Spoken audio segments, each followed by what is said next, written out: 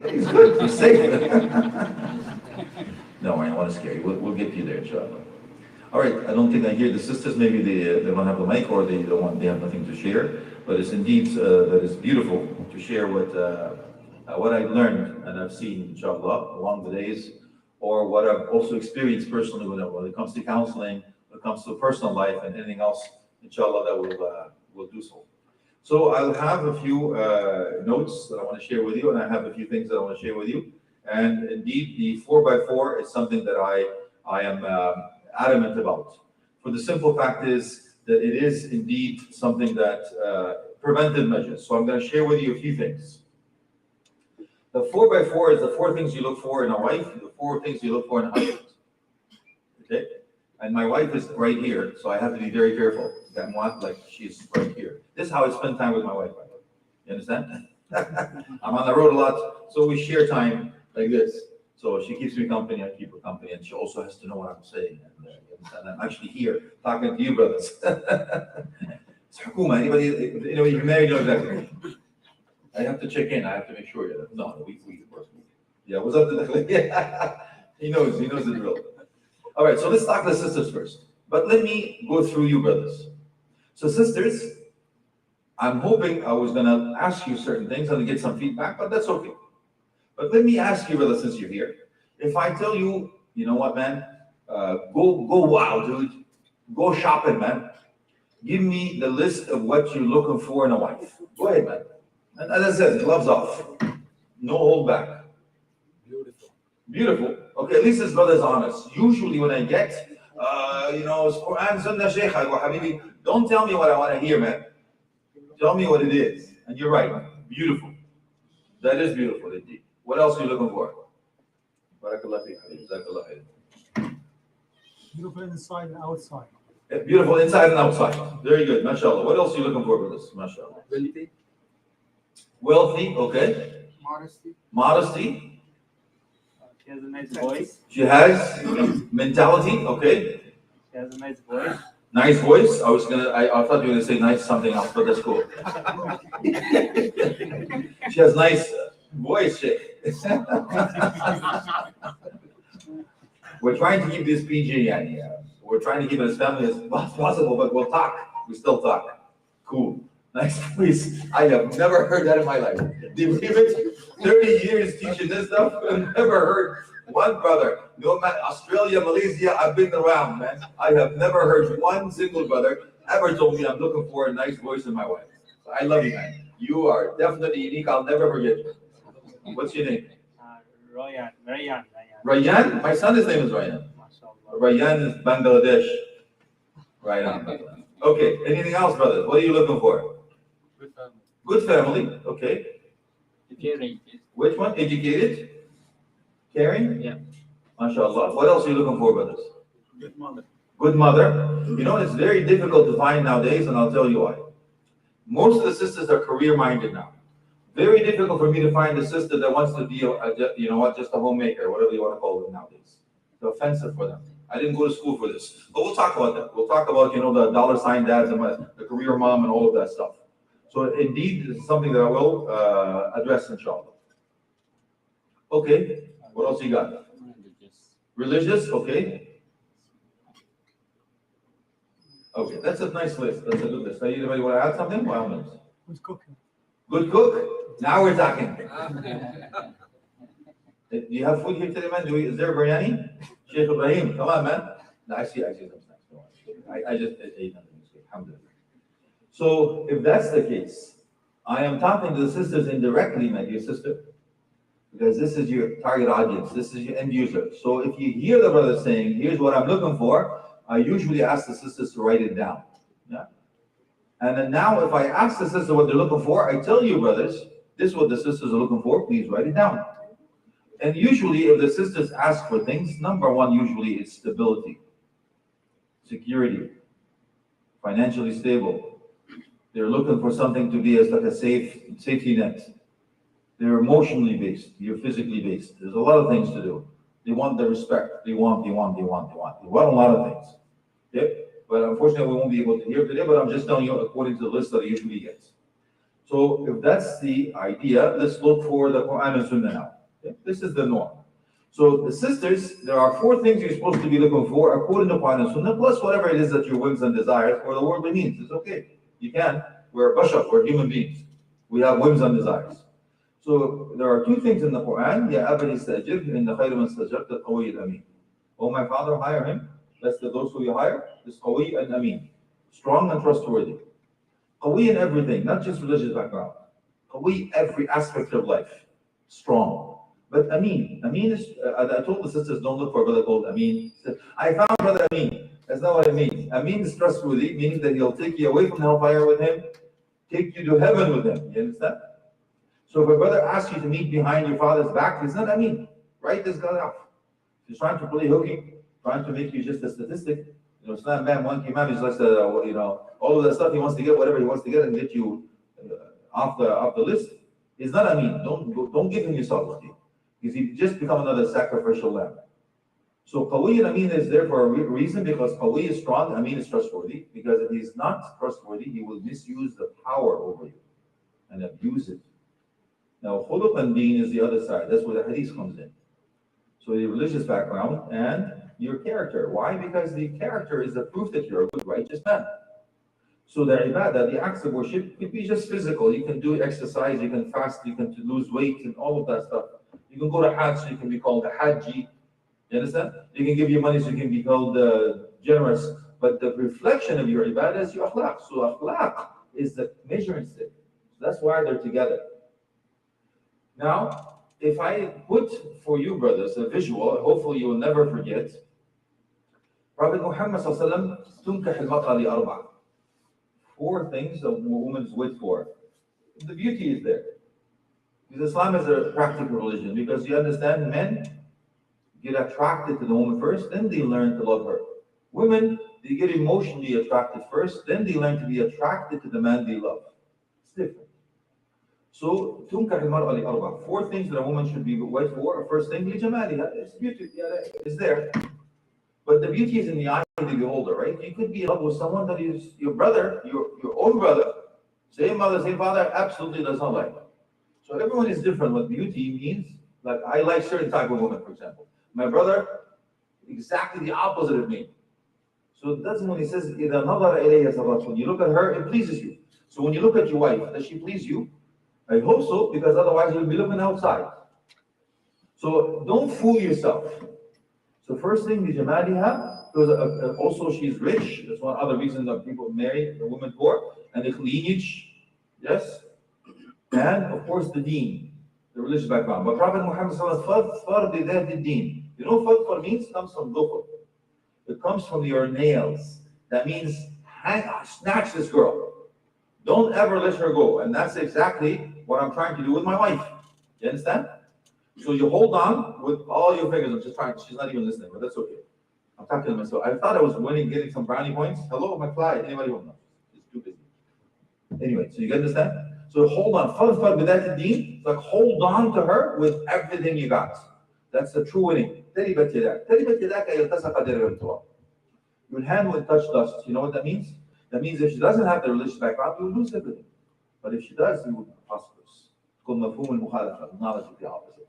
So let me give you a visual. We said deen is number one, so we put it up. She's beautiful, add another zero, she's at 10. She's also rich, mashallah, add another zero, that's 100%, man.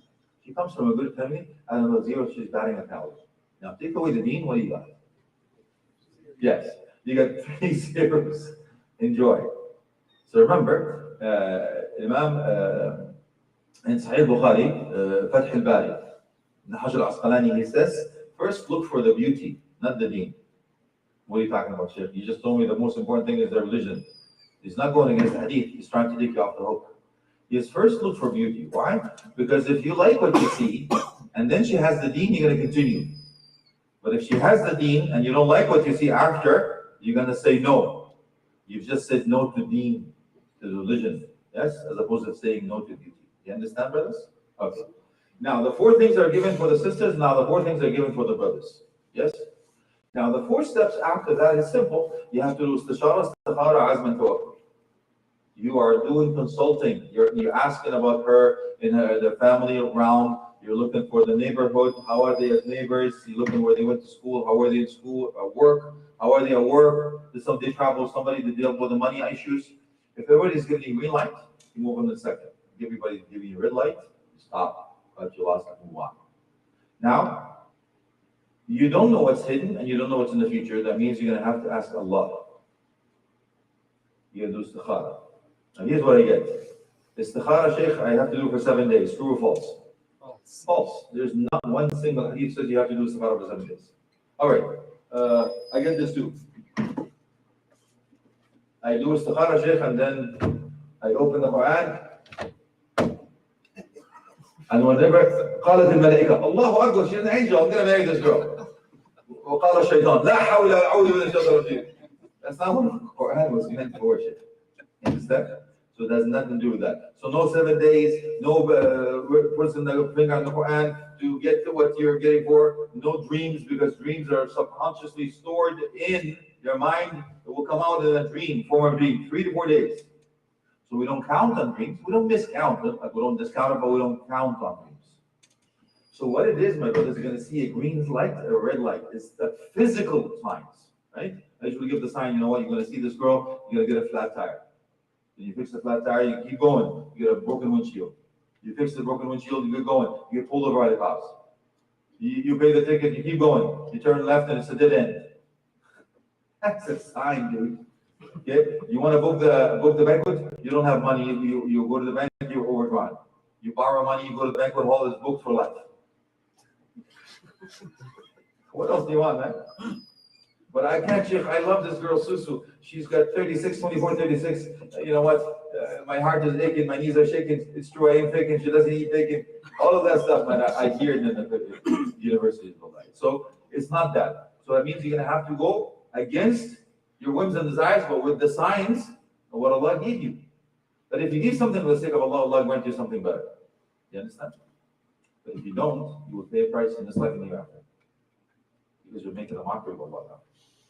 Now, إذا عزمت فتوكل على الله. So I'm determined to follow the sign. I put my reliance on Allah.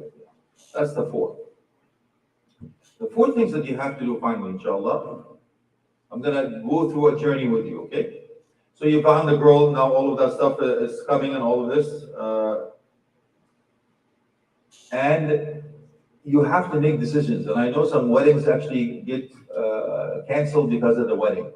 This girl wants hishtik mishtik, the brother doesn't want mixing, and I've been to a lot of weddings and I'm not going to tell you all the stories, but you'll understand. So, the things that I see in the wedding, I'm hoping that you can learn from. First thing, I see a lot of fashion shows, right? The sisters are dressed up so nice. You don't even recognize your own wife, man. Because if your wife dresses this, like she dresses outside, you'll be staying off all the time. Right?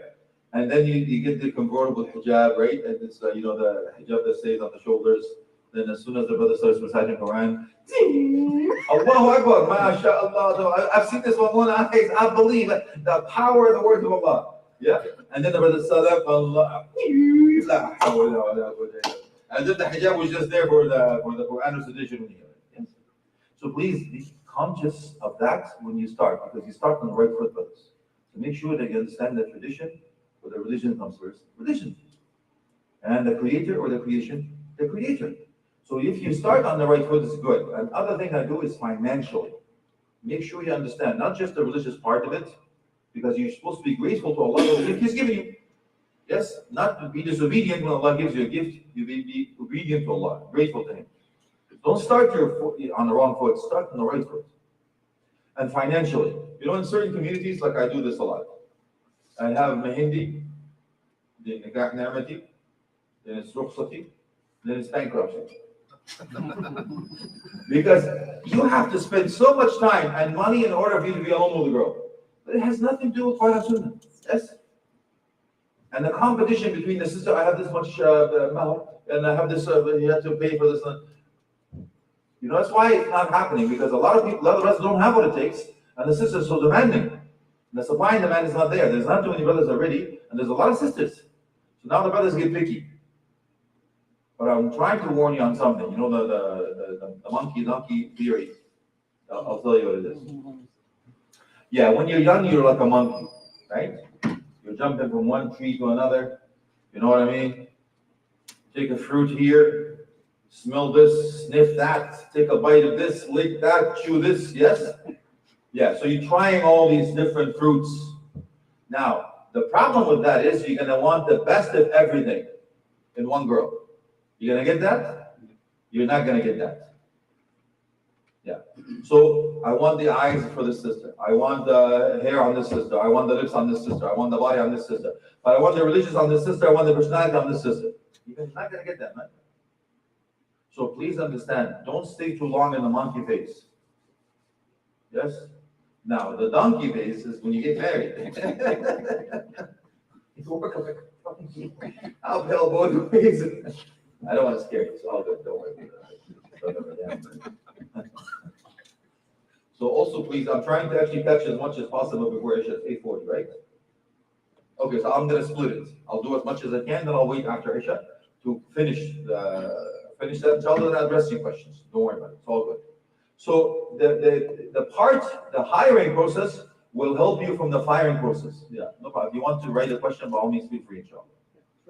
So it is extremely important for you to make sure that you hire the right person. Otherwise, you're going to deal with it, putting out fires for the rest of your life. Yes? So if you stay away from Quran and Sunnah, and you get just to follow your whims and desires, why? Because you've been watching a lot of social media. And I can tell you, a lot of us, when I tell the brothers, what are you looking for? I want Miss Universe and hijab. Because that's what you're used to. You will look and watch in the social media. These girls are fake, by the way. You know that, right? You understand? You will actually get to know your wife after after you get married. When she takes off those,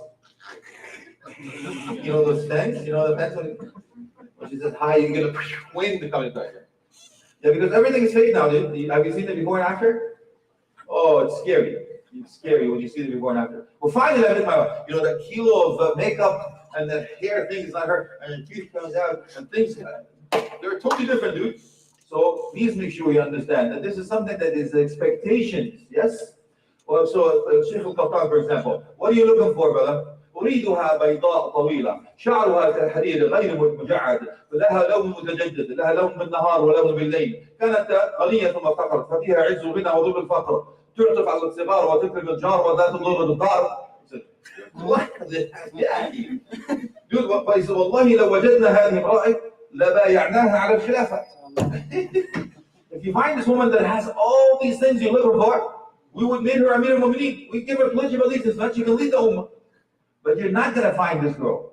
Now I talk to you, let me talk to sister. It's called the building your dreams. And this is actually a sister that says this. This dream, it says, here you find a husband.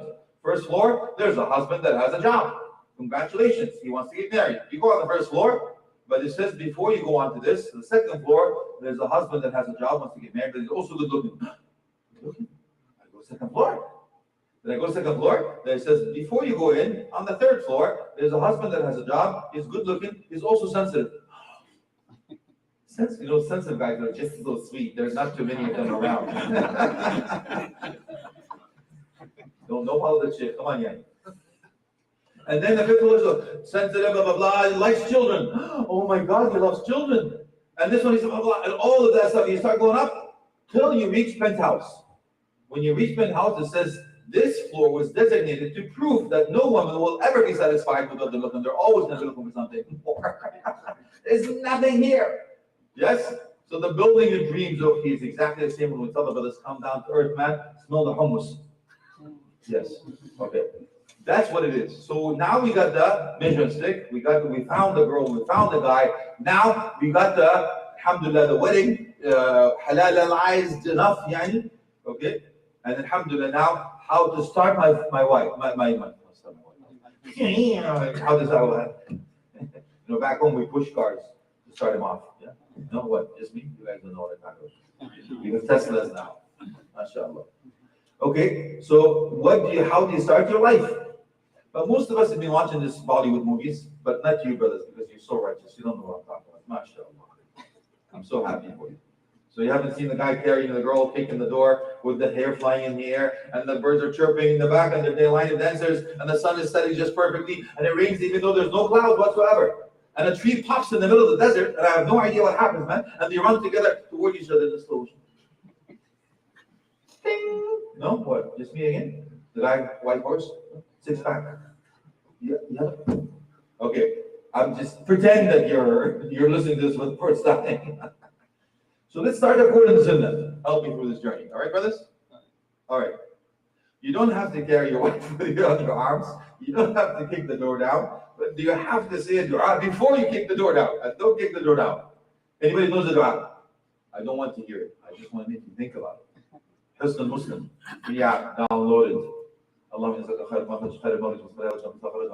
Yeah. Say the dua. Which foot do you enter with, brothers? Right foot. What do you say when you enter the house? Bismillah, assalamu alaikum. So you say Bismillah, evil spirits leave. They say La mabita lana, they can't stay. Good ones stay. Alright, so you enter the house, after you say the dua, right foot, say Bismillah, assalamu alaikum. Good spirits stay, bad spirits stay, go.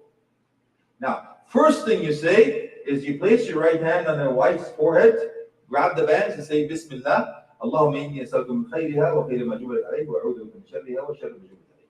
Oh Allah, I ask you the best of her, the best was created for, meaning her character. And I seek protection from the opposite. If you think your wife is going to get offended, please don't do it, just save God. Cool? What is the first thing you're going to do with your wife, brothers? This is a trick question, be careful. It's said in the forehead. No, I already said that, nice try.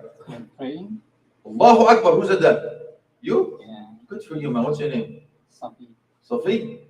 Good for you. Are you married, brother Sophie? Yeah. He had to do his homework. He learned the hard way. I'm happy for you. He's still smiling. See, there's hope. Okay, he's right. And that's when I lose the brothers. When I actually tell the brothers, first thing you do, You didn't hear what he said. he says pray. Pray. Yeah. So first thing you do when you're alone with the wife is pray. And that's when I lose the brothers. The brother says, Shaykh, I've been waiting for 25 years, man, to be alone with my wife. And you ask me to do what? Pray? I go, yeah. Don't you mean play? No, I go pray. I go, Shaykh, you don't understand. Let me explain to you. Go, Habibi, listen, I wasn't always a Shaykh, man. Dude, I know the drill. Come on. But let me explain to you why you do 2 rak'ahs. First of all, you have to say Allahu Akbar, right? If you don't say Allahu Akbar, she doesn't follow you. That means if you are declaring loyal to God, Rahman, the Masjid, you declare that Creator is greater than that creation and the religion is greater than tradition. You thank Allah for the gift He's giving you. And that's how you lead her away from hellfire and take her away from Jannah. You start your life with a prayer. That's what it is. You know, so many, there's 10 things about this. So you have to remember that. Now you break the ice with a nice light meal, either milk or dates, fine, but something light, just to talk. Break the ice. Yes? And then to protect your children from shaitan, every time you have intimate relations, you have to say, Bismillah, Allahumma jidna shaitan, wajna shaitan, in the name of Allah, protect us from shaitan and protect our children from shaitan. Now, I thought this was a joke, but it actually turned out to be a true story. The true story was that this brother wanted to start his life according to Sunnah. So he went to the Shaykh, Shaykh, teach me the dua. So he told him the dua. And he keeps repeating the dua. And then on the wedding night, he's seen his wife for the first time, fully loaded. She was made up, decked out, man, hair, makeup, smell, lingerie. Oh, dude, he lost it. He literally lost it, including the dua. Then the brother is trying to remember the dua.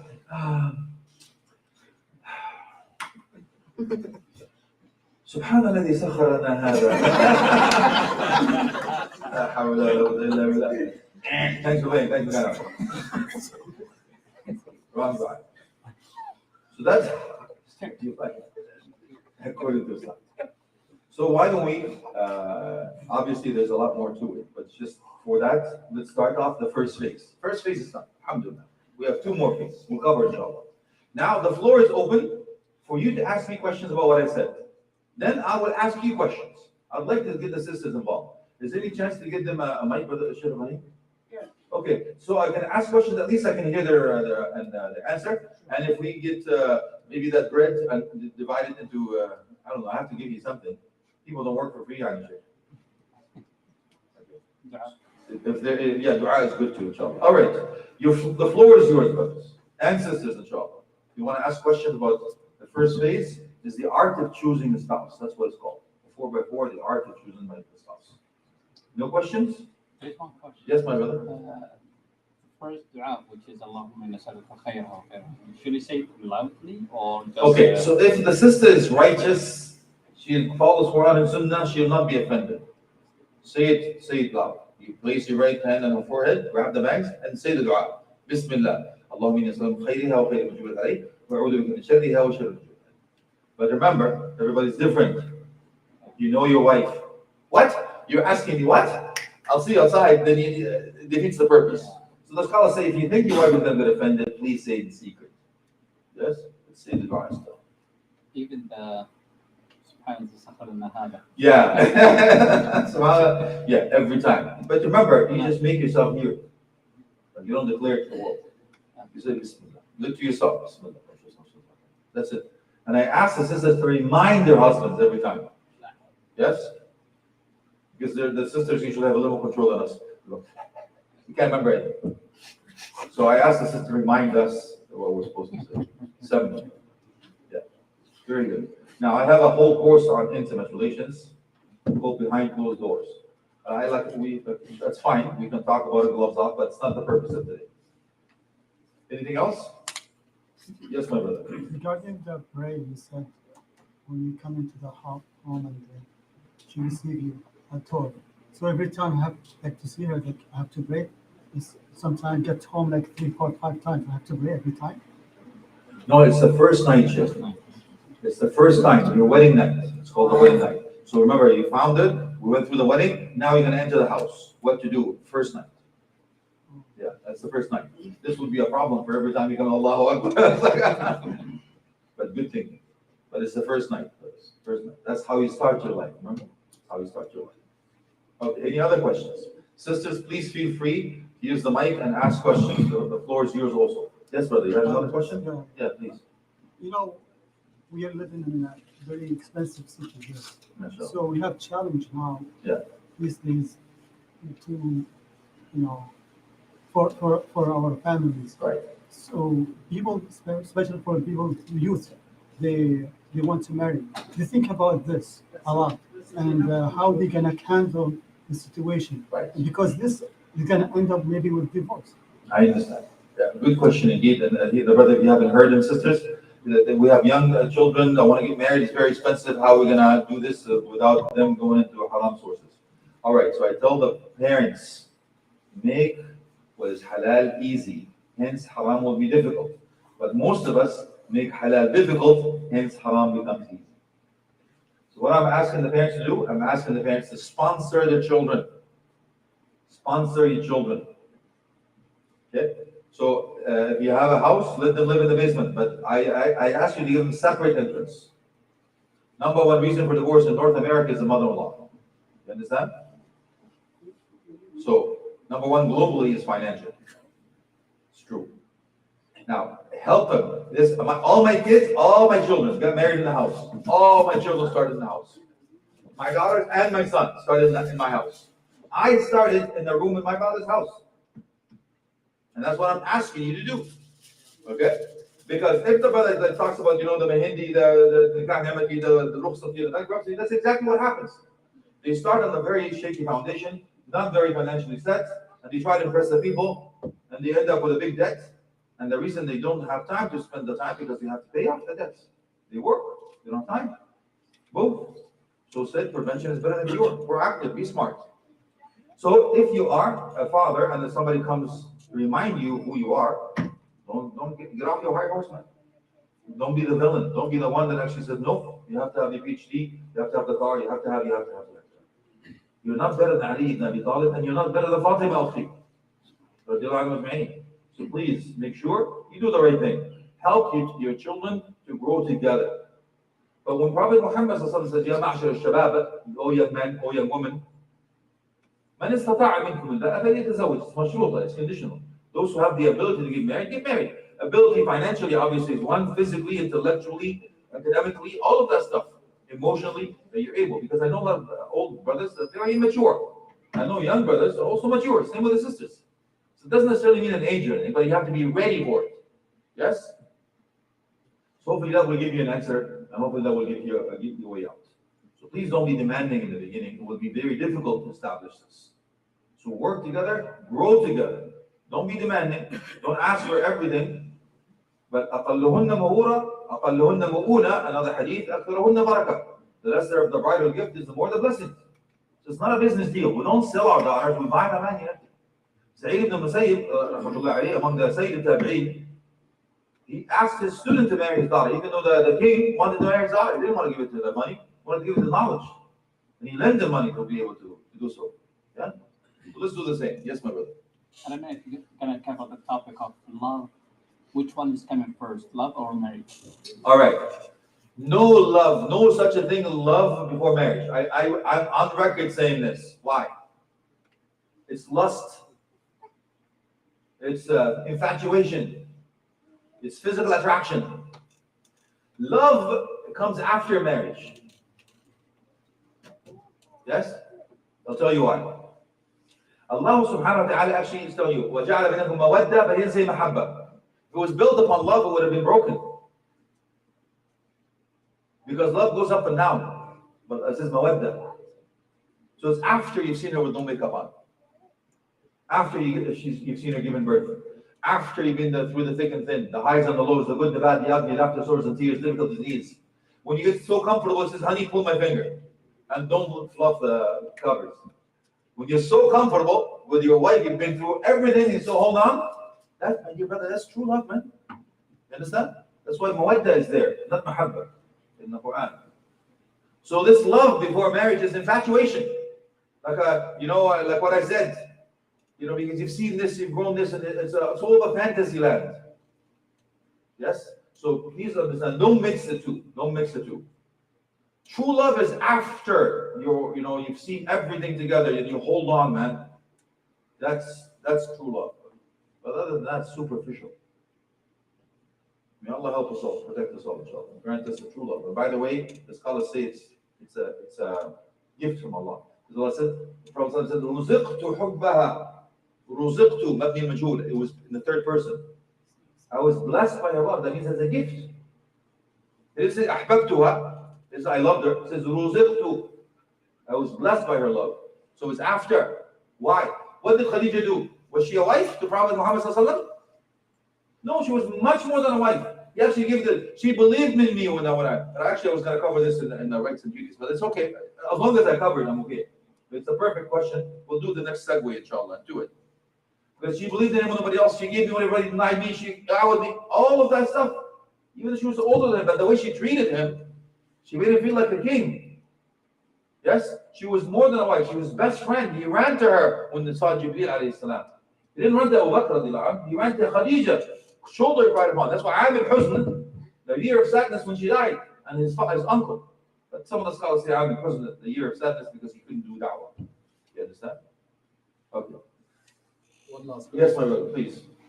Is it better for the parents to choose the spouse or children choose their own spouse? Okay, I know. The sisters, if you can hear, is it better for the parents to choose the spouse or the person? Okay, let me cover the topic of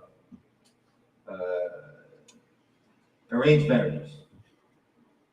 Highest success rate is arranged marriages.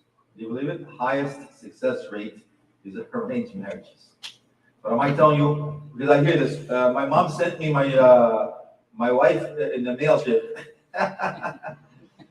Son, go get your wife from the airport. Is that allowed? Not allowed. Why? Because did you see her? انظر إليها. It's a فعل أمر. Prophet says, انظر إليها عسى يؤدب بينكم. He says, I didn't see her. Dude, I know brothers divorced his wife on the spot as soon as he lifted the veil. Not my type. These are true stories. So don't fool yourself. Because it's your life. As I said, physical attraction extremely important. Okay. 95% of men marry for one single reason. Now you can imagine what reason that is. 95% of brothers marry for only one thing. And if you don't like this one thing, what are you going to do, man? How much you can talk about Quran and Sunnah and do Qiyam al-Layl together and all of that stuff. So don't kid yourself. You have to be attracted to the sister. You're not attracted to a sister, you can look outside, man. You don't kid yourself. So to answer your question, I like to combine.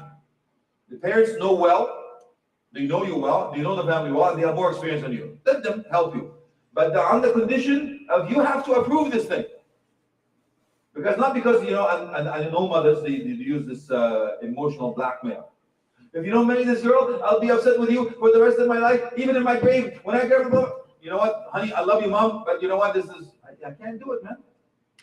So we have to be honest with each other. Combination is good. Use their wisdom and expertise, but you have to give the seal of approval because it's your life. You have to be attracted to the sister. If you're not physically attracted to the sister, I'm telling you, man, cut your loss. Yes? But if they tell you, what, this is a good sister, comes from all of that stuff, then you do istikhara. And that's what I told you. That's your safety net. You can't go wrong. Istishara, istikhara, azm, and tawakkul. Remember that. 4 things you'll never go wrong with. Did I answer the question? All right. Any questions from the sisters? My turn. Ready, boys? The candy's coming anytime. I'm just saying. Chill, don't worry. You don't have to run, Shaykh. You don't know that. Next time. I should have told them a while back. Okay, let me ask you questions. Are you ready, brothers? Sisters, you have the mic. You can clap. Yeah. Do you have the mic? Yeah. I'm going to ask you sisters first, though. Are you ready? All right. What are the 4 things you look for in a husband, my dear sister? Swiss bank account, private jet, 6-pack. Is this mic on? Can you hear anything? Were you here with us from the beginning? Do you have a mic? Just tap on the mic to let me know you have a mic. Who has a mic? They have a mic. They have a mic. I just give them Okay, so sisters, I asked, there were 2 things in the Quran and 2 things in the Sunnah. Can you please tell me anything you heard today? Any one out of the 4. Any 2 Quran, any of the Sunnahs you heard. 4 things you look for in a husband. What are they? Please share. Let's give them a chance. Think about it. They're all married? It doesn't matter. It's a question. It's not married or single. It's one of the 4 things you look for. All right, brothers, let's help them out. All right? Give me the 4 things you look for in a wife. No, don't look for a husband, dude. I know we live in Canada and everything, it's, I'm slightly concerned about you now. Yeah? On behalf of them. On behalf of them, no, not yet. They'll come around. Brothers, what are you looking for in a wife? The 4 things in the hadith. Beauty, rich, lineage, and pious. Pious, mashallah. What's number 1 on the list, brothers? Pious. What message did you get on the visual aid that I gave you? Yes. The sisters are ready? Go ahead, sisters. I can't hear you. Please use the mic.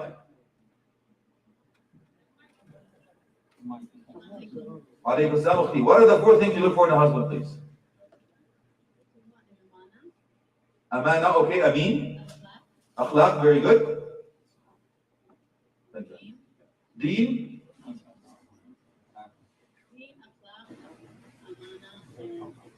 And something else. What is that something else, my dear sister? Help her out, sisters. You can huddle. Quwwa, Allahu Akbar, power. Now, am I looking for a brother that benches like 300 and squats 700? And he goes, where is the beach? No. قوي in everything. المؤمن القوي خير من الضعيف وفي كل خير. A true believer is a strong believer is better than a weak believer in every aspect. وفي كل خير. Both good, inshallah. So now we covered the 4x4.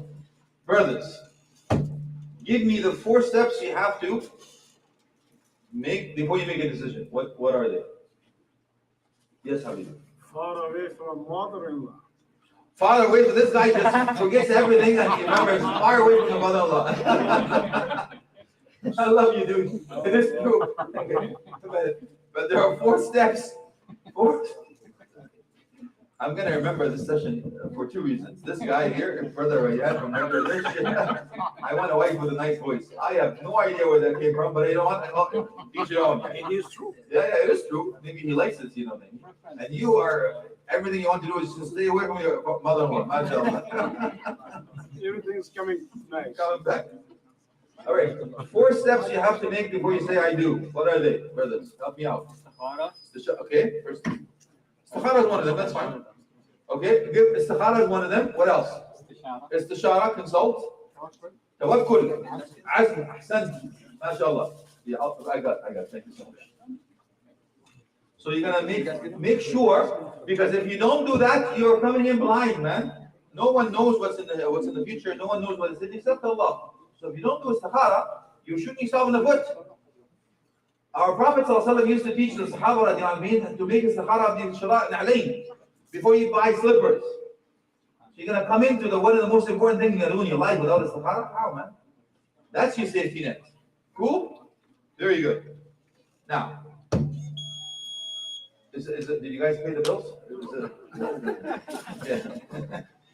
All right, sisters, help me out on the etiquettes and manners of the wedding night.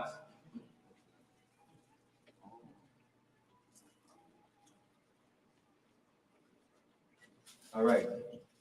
Remember the fashion show, the convertible hijab, the mixing, extravagance. Okay, these are the four. Great. Thank you, sisters. Okay, brothers, give me the etiquettes and manners of how to start your life on the right foot. It's wedding night. We'll finish with that. Yes, my brother. Pray. MashaAllah, you pray. Very good. Before you pray, what do you do? Okay, you put your hand on her forehead and say the dua. Before you do that, what do you do? Okay, before you enter the house, say Bismillah. Very good. Before that, what you do? Right. Okay, before that, what do you do? Right foot and salam. Man, okay, so we're working backwards. MashaAllah. you know the country music, when you play the record backwards, you'll be very happy. You get your dog back, your house back, your wife back, your job back. Because that's what it is. I lost my house, I lost my car, I lost my dog, I lost my car, everything to do with MashaAllah. Okay, so if we work it backwards, again, I'm telling you, this group is very unique. I will never forget you, brothers. Okay, I love you, man. All right, a tie-break question. Are you guys ready? It's not fair, but sisters, you can tap the mic if you know the answer. Cool? The tie-break question is simple. It's a tricky question. You have had to actually be listening to answer this question. But if you know the answer, before I finish the question, raise your hand or tap on the mic. I'll stop. I won't complete the question or repeat the question. You have to answer according to what you heard. If you get it right, your team wins. If you get it wrong, the other team wins by default, and your team members will hate you for life. No pressure. Are you ready? Are you sisters? Remember, tap on the mic if you got the answer. Brothers, raise your hand if you know the answer. All right. The tie-break question is, it's open for both, right? It's the fastest hand or the fastest tap on the mic. According to Ibn Hajar al-Asqalani, in Sharh Sahih Bukhari, في فتح الباري, what did First, look at the beauty. Allah Akbar. You are listening. I can't believe it, but it's true. What's your name, man? Mustafa. I love you, man. It's right. All right. Why? Mustafa? You got it. I mean, the brothers won. I can't believe myself. Nice, because like if you look first the deen and you don't like. Yes, and he's not just good looking, smart. Are you married? Sister, this guy knows what he's talking about. He's single. He has 100% halal meat. We're going to auction this guy right now. All right. Round one is done. So I know that, what time do you pray Isha? 8:40. You want me to start or wait till after Isha? Continue? Okay. Second phase. Right. I am now living with this creature that I have no clue anything about. Who's read Men from Mars, Women from Venus? The book? Yeah, it's called the computer theory. I actually emphasize that in my course, and I call it Men from Mecca, Women from Medina. Either or, there you go. The computer theory, I hear you. The computer theory is. Oh, sister, go ahead, my dear sister. Wa alaikum salam, Gadokti. The mic is very low. No. What, you didn't hear the question or the answer? Okay, the question was, why is cereal much better with milk? I say the stupid things over. Okay, the question was, my dear sister, according to Hajar Asqalani, what should you look for first in a woman? And the answer is beauty. And your brother is right. Because if the sister has the deen, but she's not beautiful according to the man's mission stick, he will say no.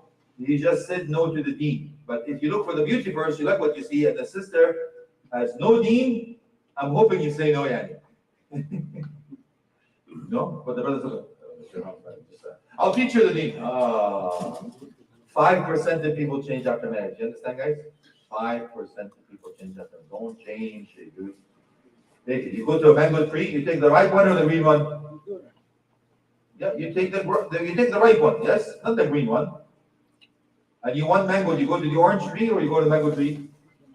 You got it. Got that, guys? All right. Did that answer your question, my dear sister? Did you hear the answer? Okay, exactly. All right. Now we're going to go for the secrets. I'm going to share with you, there's a lot of secrets, but I'm going to share the most important secrets. Okay? Now that you live together, and all of a sudden, you know what, things change. And some of the brothers, if you wear a ring, and it has nothing to do with anything, but if you want to do it with according to what he used to wear, right or left on the pinky, that's fine. But it's not a religious thing, period. Okay?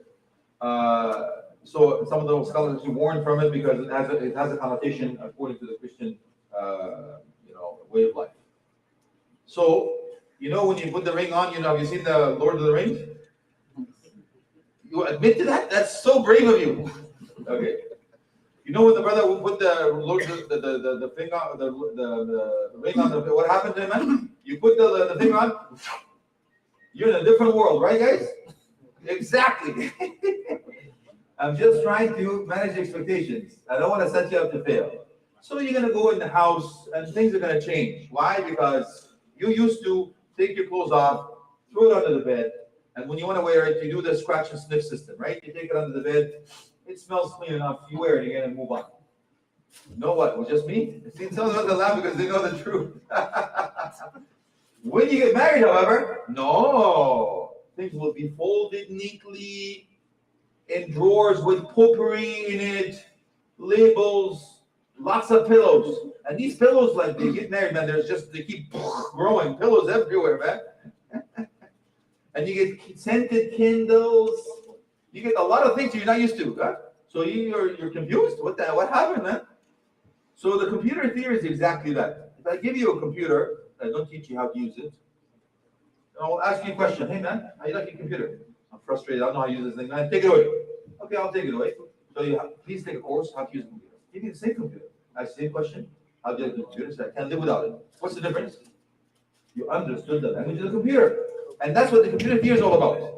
So let's go to the computer theory. Yes? So the first thing you need to know is that source of creation. Where was Adam created from, brothers? Dust.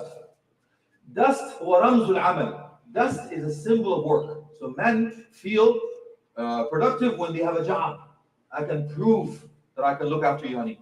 I can look after this. I can provide. I can protect, and I can do things for you. So you feel like a man. So you want to go back to its origin. Your origin is dust. You are part of dust. Part longs to go back to its origin. But where was Eve created from? From Adam, or the soul. That's fine. I know. Minha, the strong opinion is from the soul. The hadith says Dhul. Either or, from the source. So now is Adam, dust. Eve from Adam. Adam wants to go to work. Eve wants to go to Adam. Then you have a problem. Okay. So the simple part is you need to understand the language. If the man, for example, wants to provide, he proves his love through what he gives materialistically. Woman doesn't want that. Woman wants to hear, I love you, honey. You're the best thing that ever happened to me. First time I saw you was this. All of that stuff. He wants emotion. That's why when your wife goes to you and says, you don't love me anymore, you get confused. You do love your wife. But your wife comes up to you and says, you don't love me anymore. And you go, what? I don't love you anymore. What about the ring you have on your finger? What about the dress you're wearing? What about the car you're driving? What about the house you're in? What language is that, man? It's the man's language. It's your language. It's not her language. Her language, I want you to hold your hand, walk on the beach, watch the sunset, cuddle up under the fire, watch a movie together, write a poem, give her favorite flowers, her favorite chocolate, make her breakfast in bed. That's her language, man. You understand?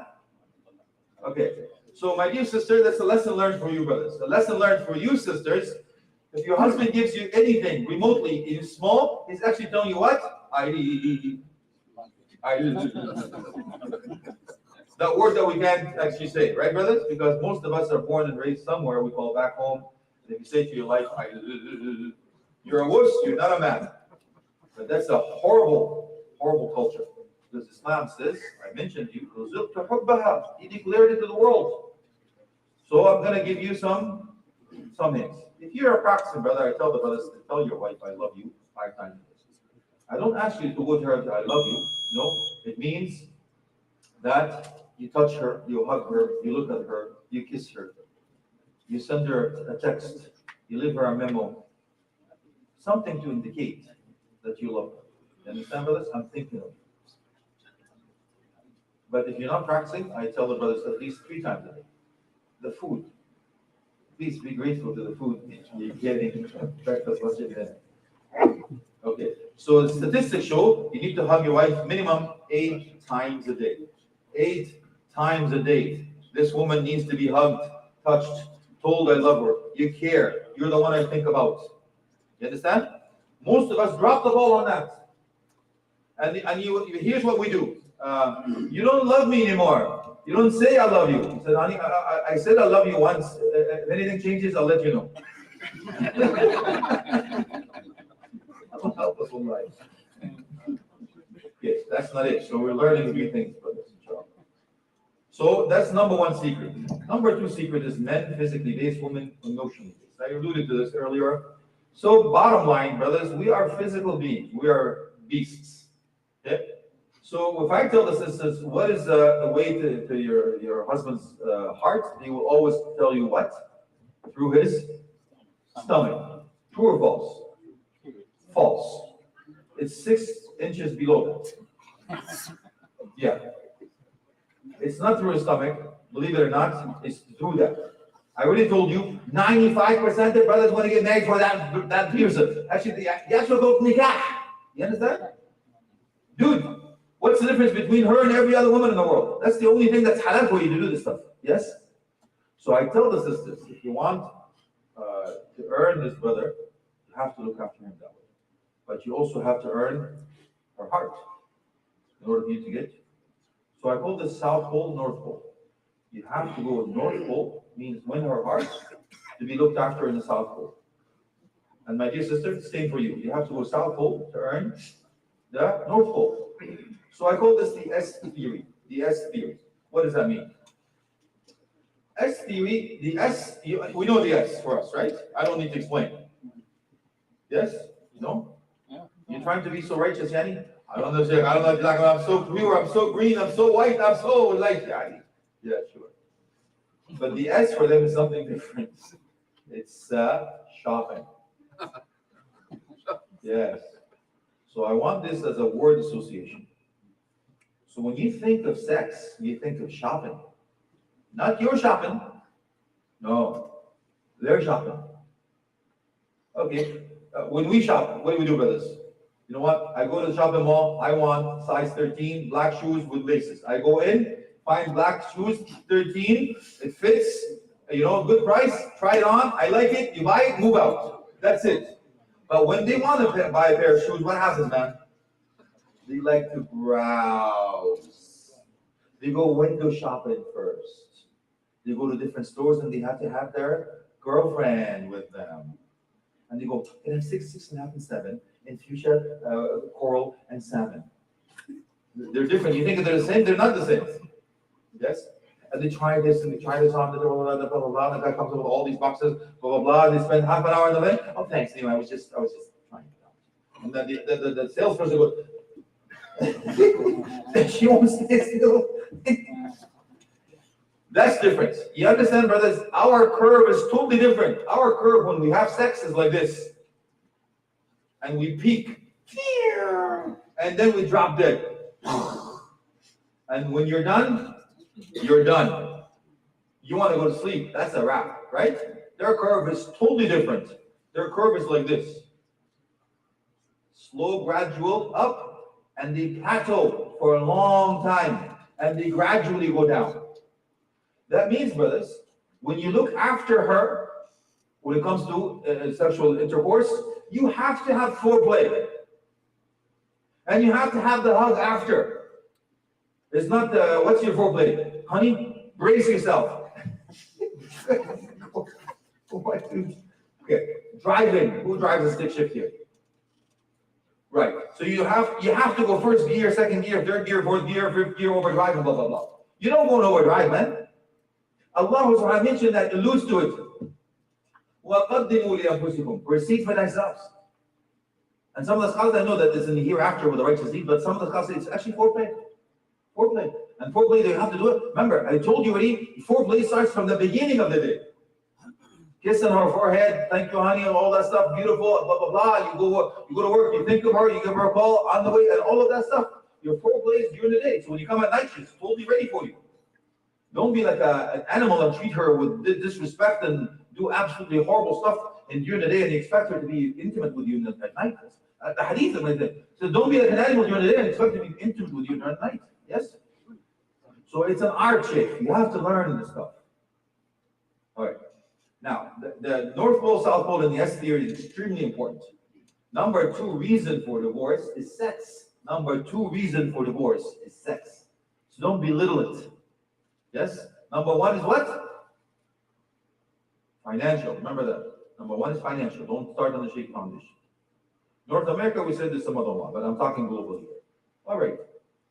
So among the secrets also that women look at the specifics, men look at the general picture. This is Dr. Jassim al-Mutawwi', by the way. He says women look for specifics. For example, if you ask your wife, honey, do we have food? She will reply, yes, we have 4 chicken, 5 rabbits, 6 lamb, 4 fish, 6 samosas, 7 biryanis. She gives you a list of things. You're not interested. You just need to know whether I'm going to live or die. Am I going to eat? Yes or no? Simple. Yeah. So this is secret, extremely important, by the way, guys. So if your wife gives you a beautiful home cooked meal, right? What do? We sit down, eat the stuff, push the food away, that's the wrap, right? You're not going to eat again.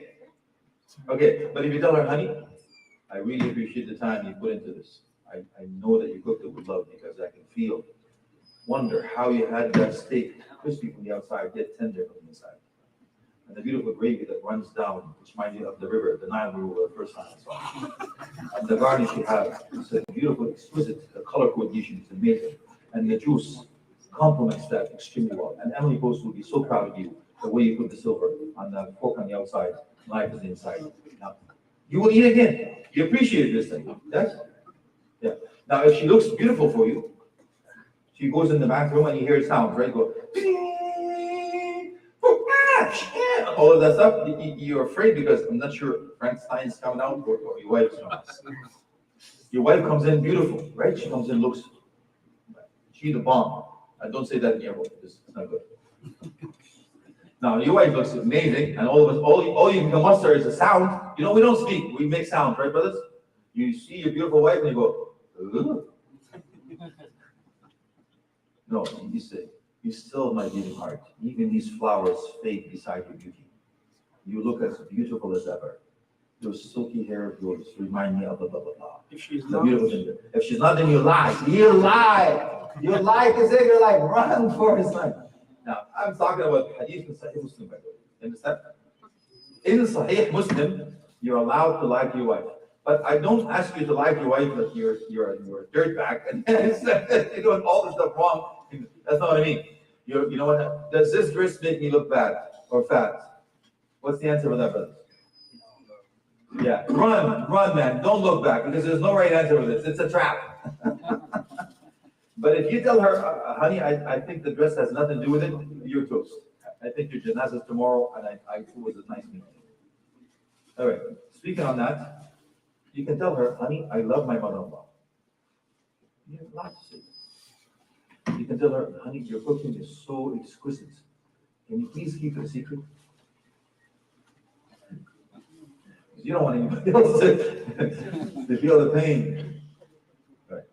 She can actually tell you, honey, your receding hairlines make you look intellectual. Your biryani belly is a great place for my document. They can like each other. Yes? That's allowed. Now, in the long run, you understand, you have to be real. But Islam allows you to keep the peace. Now, when it comes to the specifics in that, for example, when you go on holidays, you will find that you can travel sending your stuff in an envelope. You know, usually when I travel very light. I take maybe 2 pants and 2 shirts. I'll take the first shirt with the first pants, keep the pants and change the shirt. Keep the shirt and change the pants. So people think that I have 4 outfits, but it's only 2. Yeah?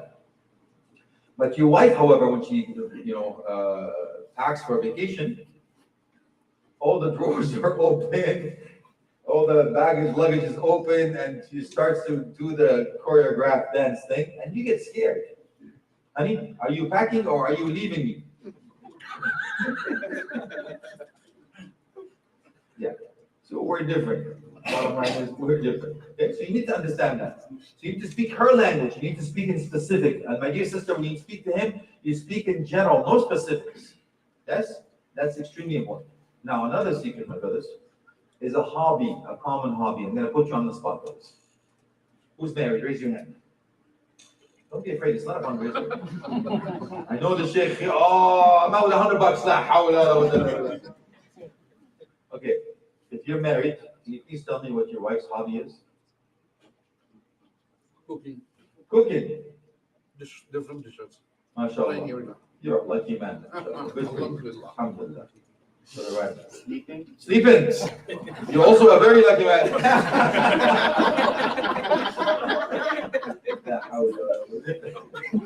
I love you, honey. Everything's good. You don't have to be sleeping or cooking. I'm in trouble already. Can I spend the night here, Because I don't think I'm going to. It's a long drive. Oh, we're getting tonight. Okay. So I'm asking you to know the hobby of your wife and learn about it and share it with her. Sisters, if you're married, tap on the mic. Okay, and if you are, if you're at the mic, can you please tell me what your husband's hobby is?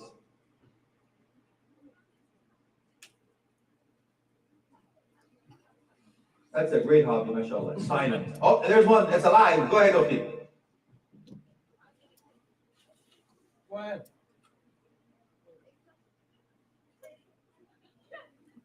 Exercise. Allahu Akbar. Where is that brother that likes to exercise? I thought that we do this only before marriage, right, brothers? Remember that? When you want to get married, what do? You work out and all of that stuff. You look good. You take showers. You dress nice. You smell good. Yes. But after marriage, what happens, man? I'm off the market. things go downhill from there, right? Most of us. You know, there's an ayah, so you're not supposed to do that. وَلَهُنَّ مِثْلَ جَعْلِهِنَّ بِالْمَعْرُوفِ. But whatever you ask your wife to do, you have to give before you take, and lead by example in order for you to you follow. You ask your wife to look good, you have to look good. You ask your wife to smell nice, you have to smell nice. Who said that? Allah. So remember that. Don't take it for granted. Don't get complacent, inshallah. All right. And don't stop dating your wife. Please don't stop dating your wife. Right.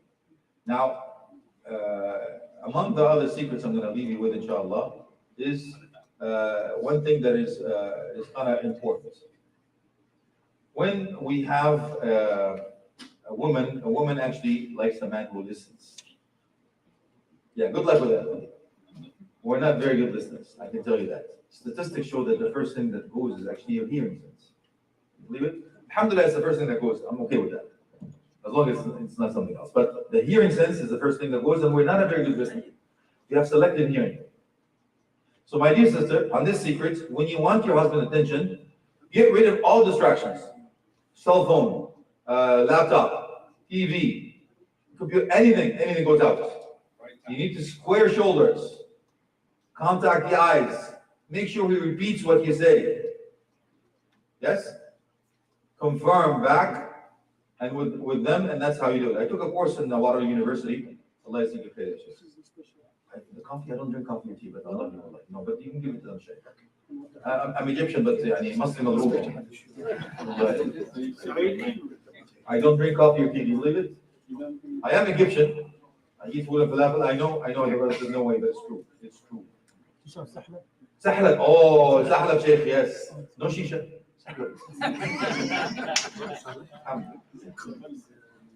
It's like a milk drink. Inshallah. It's like a hot one. أم علي. Ali. Oh, don't get me started, Shaykh. Ali ran away with Abu. أم علي. No, something. There was Abu Ghanouj. Baba Ghanouj or something. Okay. So remember, it's simple, inshallah. It's all about communication. It's all about the things. It's all about the hobbies. It's all about the tricks. It's all about the little things that you know what secrets. So please make sure that that's what you do. Communication is number 4 in the divorce rate, right? You guys? So communicate. Don't take things for granted. So this is in a nutshell the most important secrets. I neglected to tell you one thing on the process of choosing. I'll leave you with this one, then I will leave the floor open, inshallah. Dr. Talib al-Habib, he mentioned something that we are 3 types of creation, 3 types of characteristics. Sorry. One is a child, one is an adult, one is a parent. A child is self-centered, narcissist. Everything is about them. They don't care about you, they just care about them. As long as you're talking about them and giving them things, they're happy. As long as you talk about yourself and take the competition away from them, they're not interested. They'll turn the competition back to them. That's a child. Me, myself, and I. Okay? How do you know that? Well, in the conversation. If you ask them what kind of food you like, they will say, I like seafood. But they're not even going to bother to ask you what you like. They don't care. An adult likes to reciprocate. So a child gets pleasure from taking, not giving, taking. Child. Adult likes to reciprocate. So they get pleasure from giving and taking. So for example, what kind of food you like? I like seafood. What about you? That's an adult. You can pick up the hints when you're speaking to them. The parent is the opposite of the child. They get pleasure from giving, not getting. What kind of food would you like? Oh, it doesn't matter what I like. It's all about you. What do you like? That's a parent. You need to know that about yourself first in order for you to choose the proper partner. So, for example, if you're a child, the disaster combination is a child. What about my feelings? Well, my feelings, mine. You'll never get away. It's horrible. Best combination is a child parent. Best combination. Second best is obviously adult. But parent or child, disaster. So please make sure you know yourself and then look for that specific child. That covers 1 and 2. Now the floor is open for questions about anything I talked about the first phase or the second phase when it comes to the secrets. Whoever wants to ask, by all means, including the sisters, please use the mic.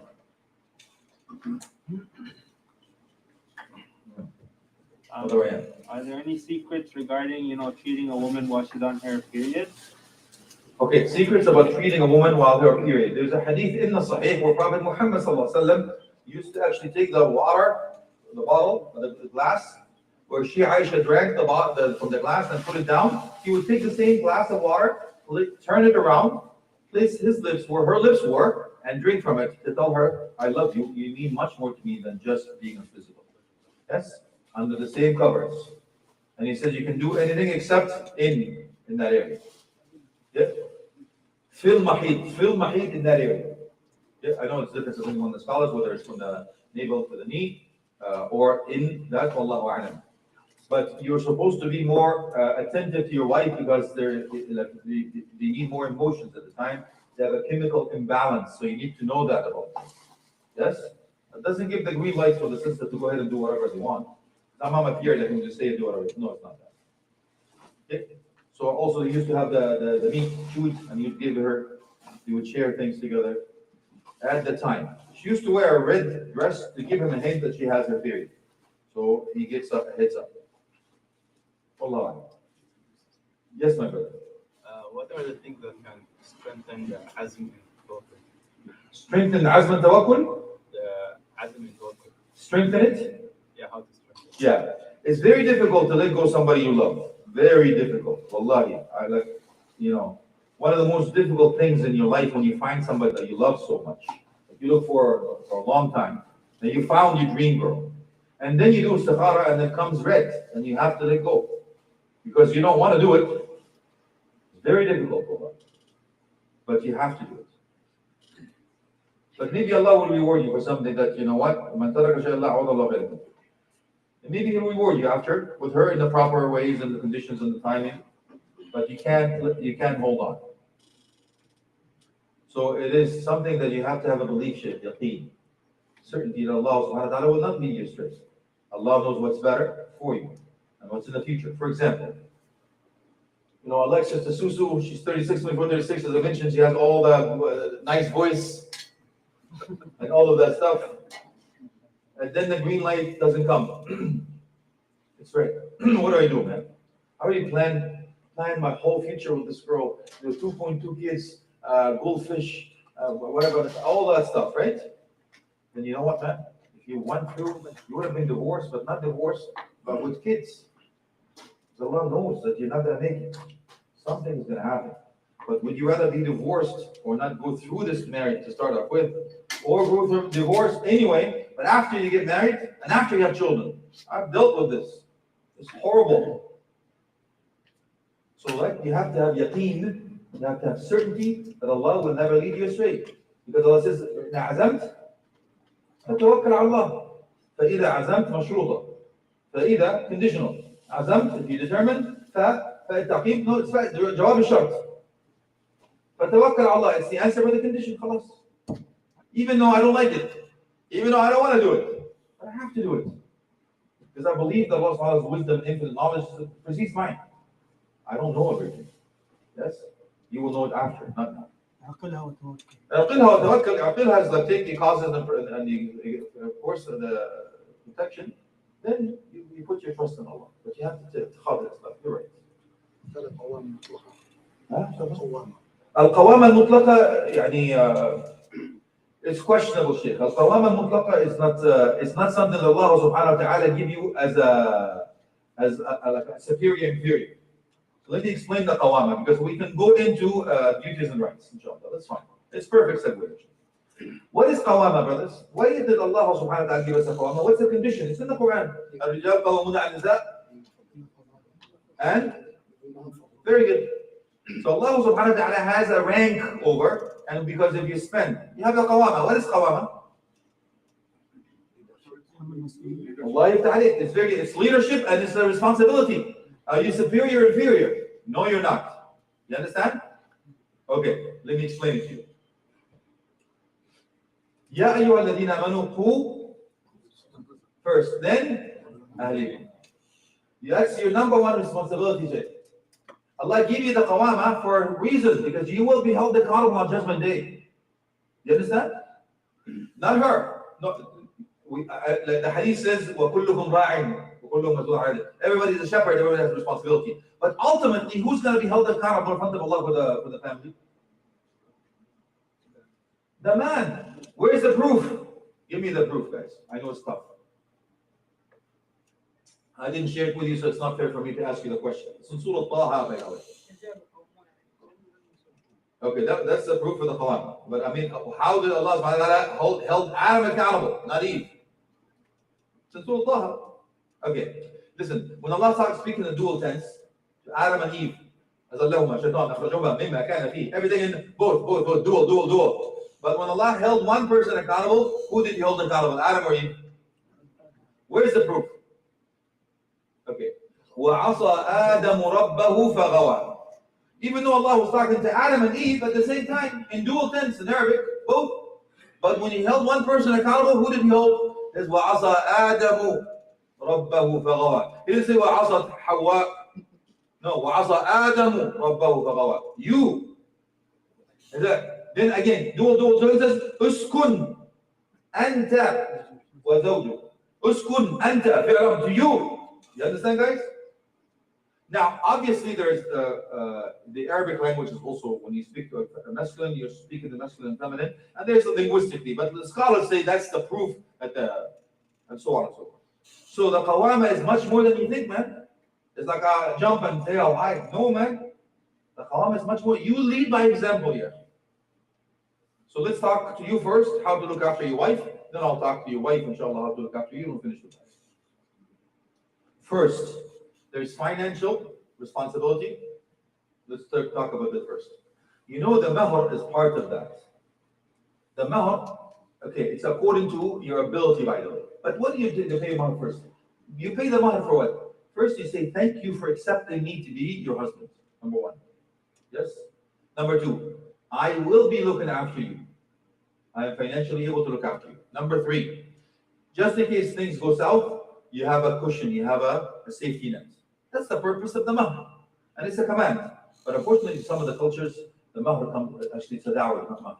You know what? What's the difference between a mahr and a dowry?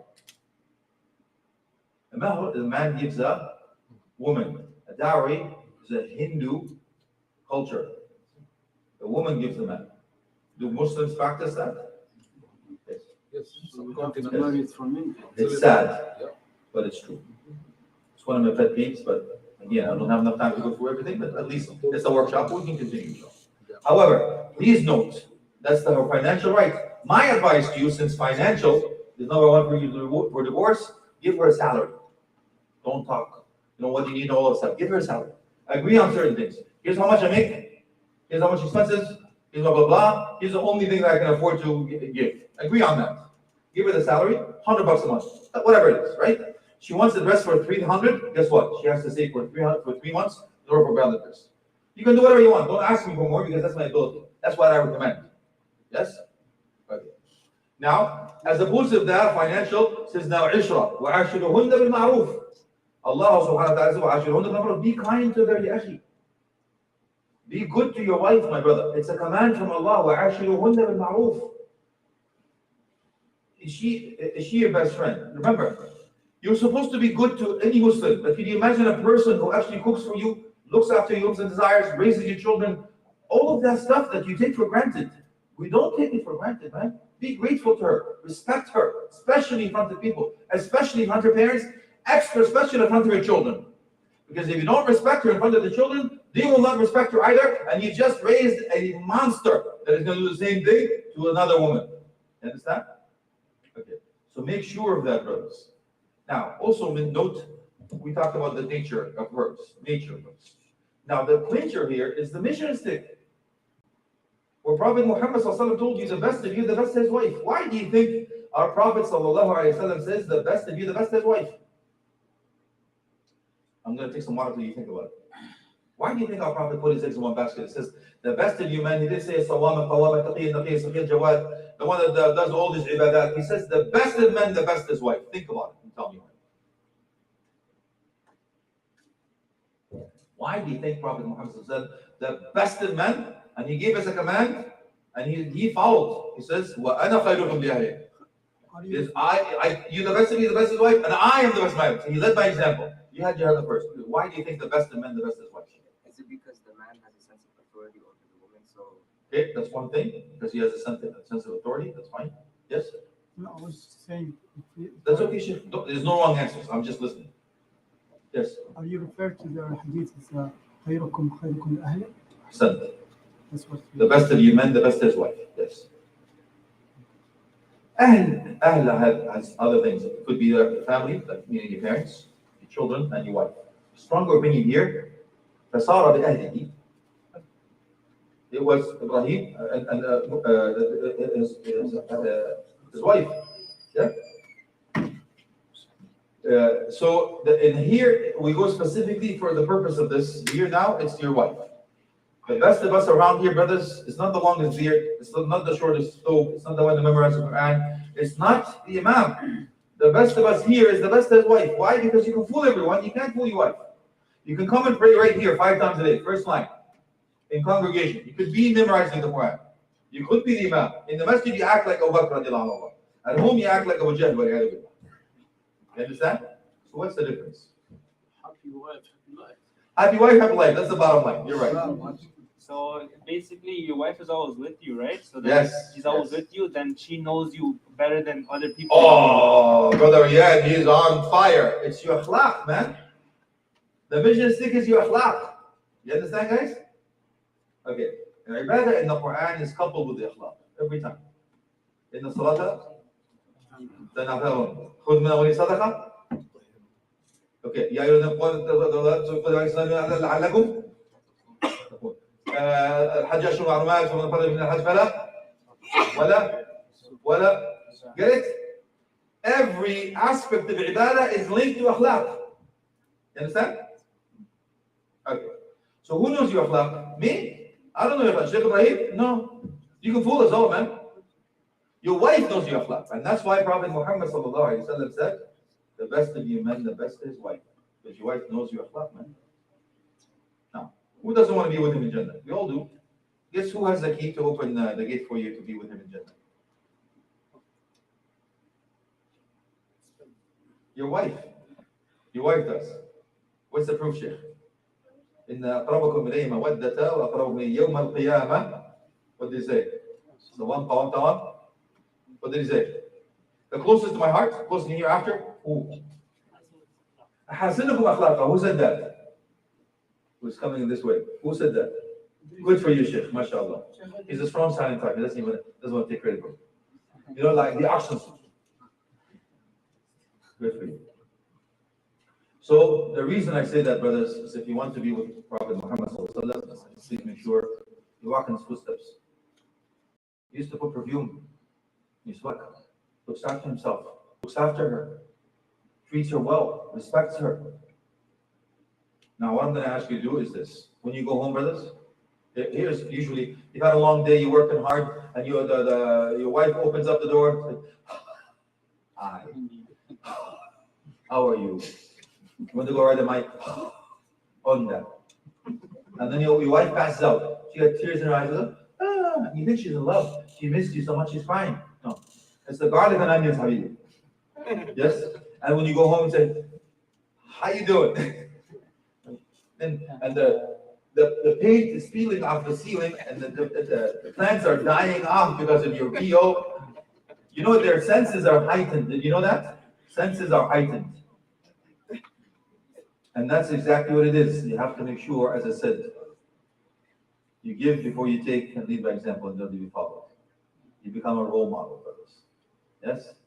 Women remember how you treat them very well. They will give you the shirt off their back if you look after them and respect them and treat them with that kindness and gentleness. Let them hear it. They'll never get sick of hearing I love you. Okay, guys? So that's your homework, inshallah. Again, this is a nutshell, of course. My dear sisters, now I'm going to remind you, brothers, one thing before I move to the sisters. The oath you've taken. Now, I used to ask what the oath you've taken when you get married, but I don't do that anymore because I don't get the answer. I don't want to embarrass you or any awkward. It's not the purpose. But I just want to take you through this journey, okay, guys?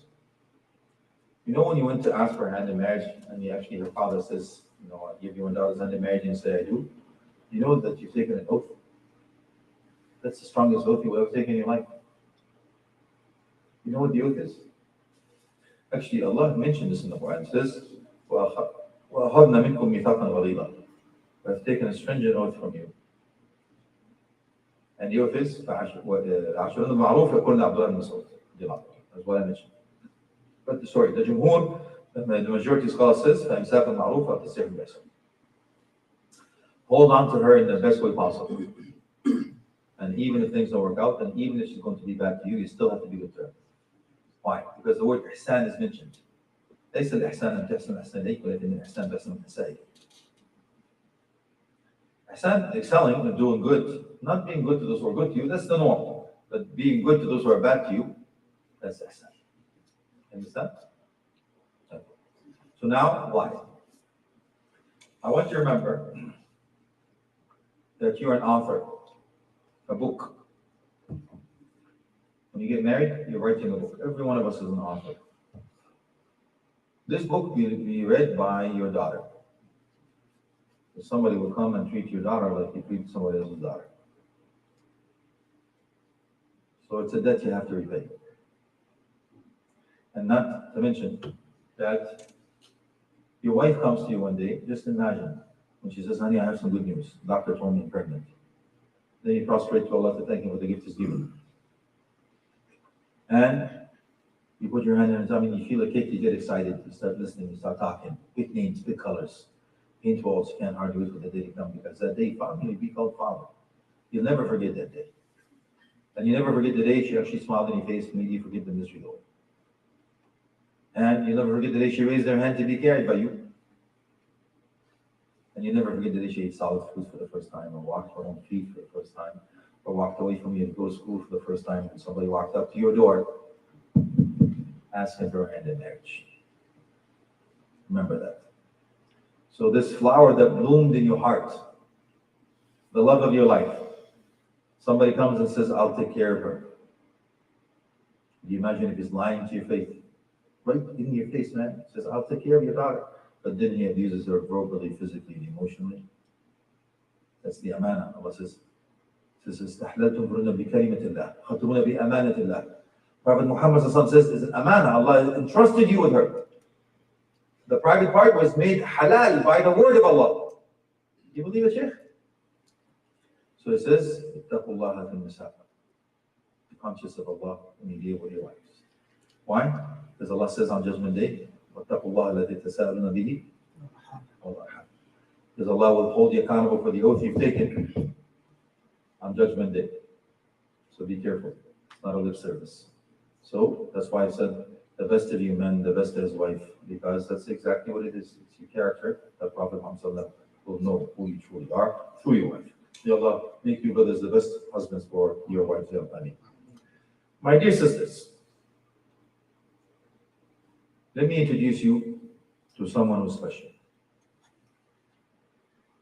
But before, let me introduce you to her one more time. When you look at your wife tonight, I want you to look at a miracle. Miracle. Allah says, وَمِنْ آيَاتِهِ. The ayah is a mu'jiza. مِنْ الطَّبْعِضِيَّة. Allah says, your wife is a miracle, man. And خَلَقَ لَكُمْ. That means what? I created her for you. Which means what, brothers? It's a gift. So you have to be grateful to Allah for the gift He's given you. مِنْ أَنفُسِكُمْ. Which means, if you harm her, you've harmed yourself. لِتَسْكُنُوا إِلَيْهَا. She's your source of peace and tranquility. Come back to the sisters for that. وَجَعَلَ بَيْنَكُمْ مَوَدَّةً وَرَحْمَةً. Remember I mentioned that before? Mawadda is what I mentioned. Rahmah is mercy. That means manage expectations. When you have the mawadda, when you get on each other's nerves, you have to have rahmah. Got it? Okay. Now, she's the best thing in life according to some interpretation. She's the pleasure of life according to Prophet ﷺ. الدنيا متاع وخير متاع الدنيا الزوجة الصالحة. According to Umar, كنز من كنوز. She's the treasure of life. She's what? She's your garment. She's a tree. نساءكم حرث لكم. Your wife is a beautiful tilth. So among her rights, my brother, is the tree has a gardener. You're the gardener. Pretend that this is a tree. The water is lawful source of income, so don't bring any unlawful source of income in the house. The tree needs support. 2 sticks. The sticks are Quran and Sunnah. You plant the seed for your lineage close to the Masjid. Environment is important. Serve the branches by your akhlaq, your character. The fruit will be your lineage. So remember that. Extremely important. So the garment is what? Why do you wear a garment? To beautify yourself, so don't fish for fault. Look for the beauty in things. You're in the same team now. So remember, don't take your team member down, because you'll be taking yourself down. And the garment also protects you from the heat of the sun and cold in the winter. That means you're protecting one another, not harming one another. And it's closest thing to your skin. It elutes the intimate relations and also your secrets. So whatever happens in Vegas, stays in Scarborough for now. Got it, guys? All right. Sisters, let me introduce you to someone who's also very special. I want you to imagine your husband and just listen to me with your heart. Let me introduce you to your best friend. A best friend that is your confidant. He's the shoulder you're going to cry upon. He will hold your secrets. He will listen to your stories. He will laugh at your jokes. When you get scared, you will think of his name. And when you're in a dire need, you just have to look over your shoulder. He'll be there. And remember, he has a master key. And that's what I'm going to take you on this roller coaster. I'm going to scare you a little bit, then give you the good news after. Okay? It's all about a master key. So if you hold a golden key for him to be with the Prophet ﷺ in Jannah, he holds a master key. Let me take on this master key and we'll finish with it, inshallah. The ultimate winners in the Quran, what is it, brothers? There are two types of those. Three types. The ultimate split. فَمَنْ زُحْزِحَ عَنْ النَّارِ وَأُدْخِلَ الْجَنَّةَ فَقَدْ فَازَ. Those who were protected in hellfire and granted permission to enter paradise, that's the ultimate triumph. Okay. He says if that's the case, Prophet Muhammad ﷺ asked the woman if she was married. She said yes. Did he say, do you pray? You memorize the Quran, you perform Hajj, any of that? No. He says, كيف أنت لزوجك? How are you to your husband? Cut to the chase, like he did with us, right? Says, the best of us, the best of his wife. He went to the same principles, akhlaq. So he asked her, are you married? She said, yes. Didn't you about that? No. He says, how are you to your husband? قالت لا ألوه. I do my best to serve him or be good to him, to please him. حسن وهو جنتك أو نارك. So Prophet Muhammad ﷺ cut to the chase with her too. He says, good, because he is your heaven or he is your hell. Now, let me give you the keys, my dear sister, how to close it through this man, and how to open the gates of paradise also through this man. So let's go on this journey together, inshallah, and hopefully you'll understand. Prophet Muhammad ﷺ said, يا معشر النساء ما لي أراكم أكثر أهل النار. Why do I see the majority of the dwellers of the hellfire as from women? Before you shoot, it is true there are more women than men in the hellfire, but it's also true there are more women than men in heaven. Are you happy now? All right. So the purpose of this hadith is to protect you. So they asked, why? He says, تصدقن, they gave their gold. إذ لأنكن تكثرن اللعن وتكفرن العشير يحسن لكما أبد الدهر فإن أخطأ مرة قلنا ما رأينا منك خيرا قط. حسبنا الله. Let me explain. He says, because you harm your husband in abundance with your tongue, and you're ungrateful to him for what he does. So, if he's good to you all the time, if he makes one mistake, you'll say, I have never seen any good from him.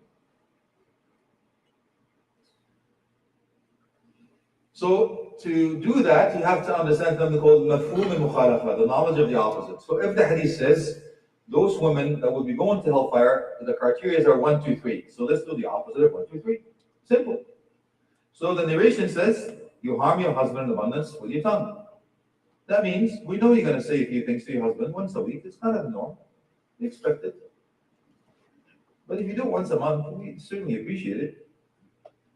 If you do it once a year, we'll be absolutely shocked. The moral of the story, my dear sister, is your tongue. In the hadith says it will drag you on that, on your face in the hellfire. The tongue. So your tongue, my dear sister, has two gates, your teeth and your lips. So a lesson learned here is before you say anything to your husband, please think twice. If you want to close the gates of hellfire, close the gates of your lips with the man that you married. Simple. I'm not asking you to say anything. Let's just say, you believe in Allah and the last day, say good or be quiet. Okay. Now, the other one is you're ungrateful to him for what he does. That means you take your husband for granted. You're supposed to go do this. You're supposed to do this. No. You should be grateful. Thank you, honey.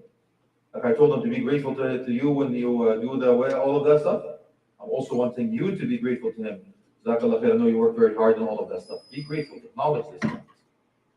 And don't get complacent, because it says if he's good to you all the time, he makes one mistake, you will say, I've never seen any good. That means what, my dear sister? That means you forget the good and remember the bad. The opposite of that, my dear sister, is you remember the good and forget the bad. If you do these three things, my dear sister, that's your key to close the gates of hellfire. Let's go to the other side. Asma bint Yazid radiallahu anha came to complain to Prophet Muhammad about men. About men. She says, Ya Rasulullah, bu'ithtu rijali wa nisa'i kafa. You were sent to men and women equally. Why do we stay home, raise the children, do all that? You guys go for jihad and hajj, all of that stuff. The Ajab was impressed. You were the ambassador woman, go tell them. حسن تبعه إحداهن لزوجه يعمل كل هذا وقليل منكم يفعل. Which means, you being a good wife, your husband is equivalent to everything he said. He said, very few of you will do. So if you want the reward for Hajj, Umrah, congregation prayer, following janazas, wounded for the sake of Allah, even martyred for the sake of Allah, you have to do only one thing. Please use the mic and tell me what that one thing is. I'm going to be waiting here for a while. Any one of you sisters? What is the only thing you have to do to get the reward for everything I said? Be good to my husband. Oh, great answer. MashaAllah. Very smart. MashaAllah. That's the only thing. You believe it? There are 4 things that a woman asked to do by Prophet Muhammad will open 8 gates of paradise for her. You believe it? إذا صلت المرأة خمسها وصامت شهرها وحصنت فرجها وأطاعت بعلها قيل لها ادخلي الجنة من أي أبوابها شئت. 4 things for you, my dear sister. Pray 5 daily prayers, fast the month of Ramadan, protect your chastity, was good to your husband. Judgment Day, 50,000 years. 8 gates of heaven will open up and fight over you. Is that too much to ask, my dear sister? Think about it. You know, Prophet Muhammad says, هل أدلكم على أهل الجنة? But I told you who's going to paradise. Says, please tell us. It says among the list, it says والمرأة إذا غضبت من زوجها وغضب من زوجها طرقت الباب وقالت لا أذوق غمضا حتى ترضى عني هي في الجنة هي في الجنة هي في الجنة. The woman is angry with her husband is angry with her. She knocked on the door, says, I will not be able to go to sleep unless you please me. She's in paradise, she's in paradise, she's in paradise. Allahu Akbar. So much easier for the sisters to go to heaven. You have to do a lot more. But that's your key, my dear sister. That's one aspect of it. So when I say that, sisters, be good to your wife, it's the same, brother. Be good to your husband, inshallah. For the simple fact, my dear sister, when I say, listen to the ayah. يا أيها الذين آمنوا أطيعوا الله وأطيعوا الرسول وأولي الأمر منكم. Listen again, my dear sister. Oh, you believe. Abdullah ibn Mas'ud says if the ayah starts with oh, you believe, it will be a command or a prohibition. أطيعوا الله. The command here is obey Allah. عطفا بيان. وأطيعوا الرسول. Obey the messenger. The word obey is repeated twice. But when it came to your أولي الأمر, meaning your husband, he didn't say obey. It says وَأُولِي الْأَمْرِ مِنْكُمْ. He didn't say وَأَطِيعُوا أُولِي الْأَمْرِ مِنْكُمْ. It's وَأُولِي الْأَمْرِ مِنْكُمْ. And the guardian amongst you. Which means what? طاعة أولي الأمر في طاعة الله والرسول. That means the obedience of your guardian has to be the obedience of Allah's messenger. We're not asking the sisters to be blindly obedient to their husbands. La wallahi, on the contrary. Because the hadith says, لا طاعة للمخلوق في معصية الخالق. There's no obedience of the creation and there's obedience of the creator. It's really simple. So do you understand that part of it? Okay. Number 2, we already know how much intimate relations mean to us. So the hadith says, do not deny your husband. If you do, angel will curse you all night till the morning. Why? Because exactly what you know. It's a chemical reaction. And if they're not looked after, they're going to bounce and they be after somewhere else. Now, the hadith says, even in narration, وَلَوْ عَلَى التَّنُّورِ وَلَوْ عَلَى ظَهْرِ بَعِيرٍ. That means if he asks you even on the back of a camel or even you cooking, all of that stuff, it's an indication of, you know what? It's important to the man. And that's the reason we say, please don't belittle ukhti. It's number 1 reason on the man's list. Number 2 reason for divorce. It is a sadaqah, by the way. Did you know that? Sadaqah. Prophet says you are doing a sadaqah when you have intimate relations. So, do more sadaqah, yani. If you don't have money, enjoy yourself. All right. The third, when we said عاشرهن بالمعروف, also عاشرهن بالمعروف, I told the brothers to beautify himself for you, to smell good for you, and everything he asked for. I'm going to ask you to do the same, my dear sister. Remember the woman that said, إي بنيتي, wrote a letter to her daughter. I would not want to lose you, but here's my letter. And he gave her 10 recommendations. One of them says, don't let him see anything abhorred. لا لا لا لا رأى منك قبيح ولا يشرب منك إلا أجمل ريح, and so on. So he's talking about senses. Shouldn't see anything bad, smell anything bad. Don't let him go hungry. Don't wake him up when he's asleep. Don't divulge his secret. All of that stuff. It's a letter. So my dear sister, here's what I want to ask. Right? It's a sunnah for you to call your wife before you go home. Sunnah. Tell her heads up if you come. You beautify yourself for you. That's the purpose. So we go home, we see Auntie Jemima, right?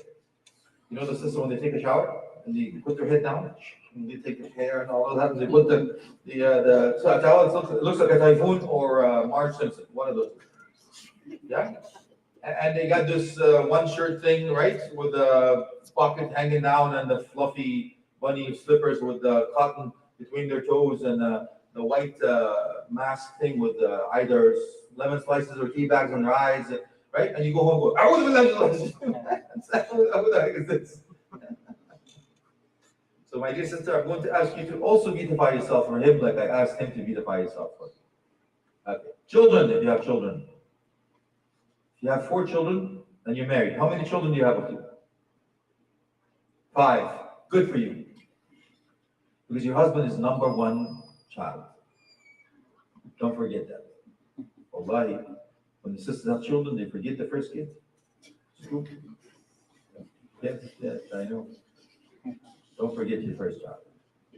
Yes. So remember, inshallah, it is a very simple methodology. When the wife of Shaykh al-Qadi, let's finish with this, inshallah. The wife of, because I think it's plenty of time, alhamdulillah. But the wife of Shaykh al-Qadi said on the night of the wedding, just ala rislik, hold on, allow me. Can I say a few things, please? He says, I don't know, you don't know me. Can you please tell me what you like, I will do, and tell me what you don't like, I will not do.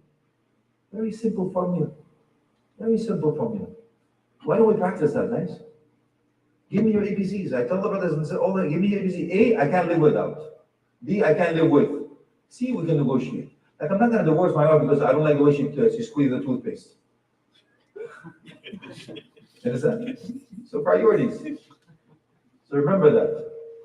There's a lot. It's the whole course. I know the Shaykh is, then it's a 2 full day course. But I'm just giving you headers. And hopefully, by tonight, you at least know how to start, how to pick, how to deal with each other when you're in, secrets, and at least know your duties and rights. And finally, I'm going to raise a banner for you, brothers and sisters. This banner, I want you to raise it high, man. Don't let it drop.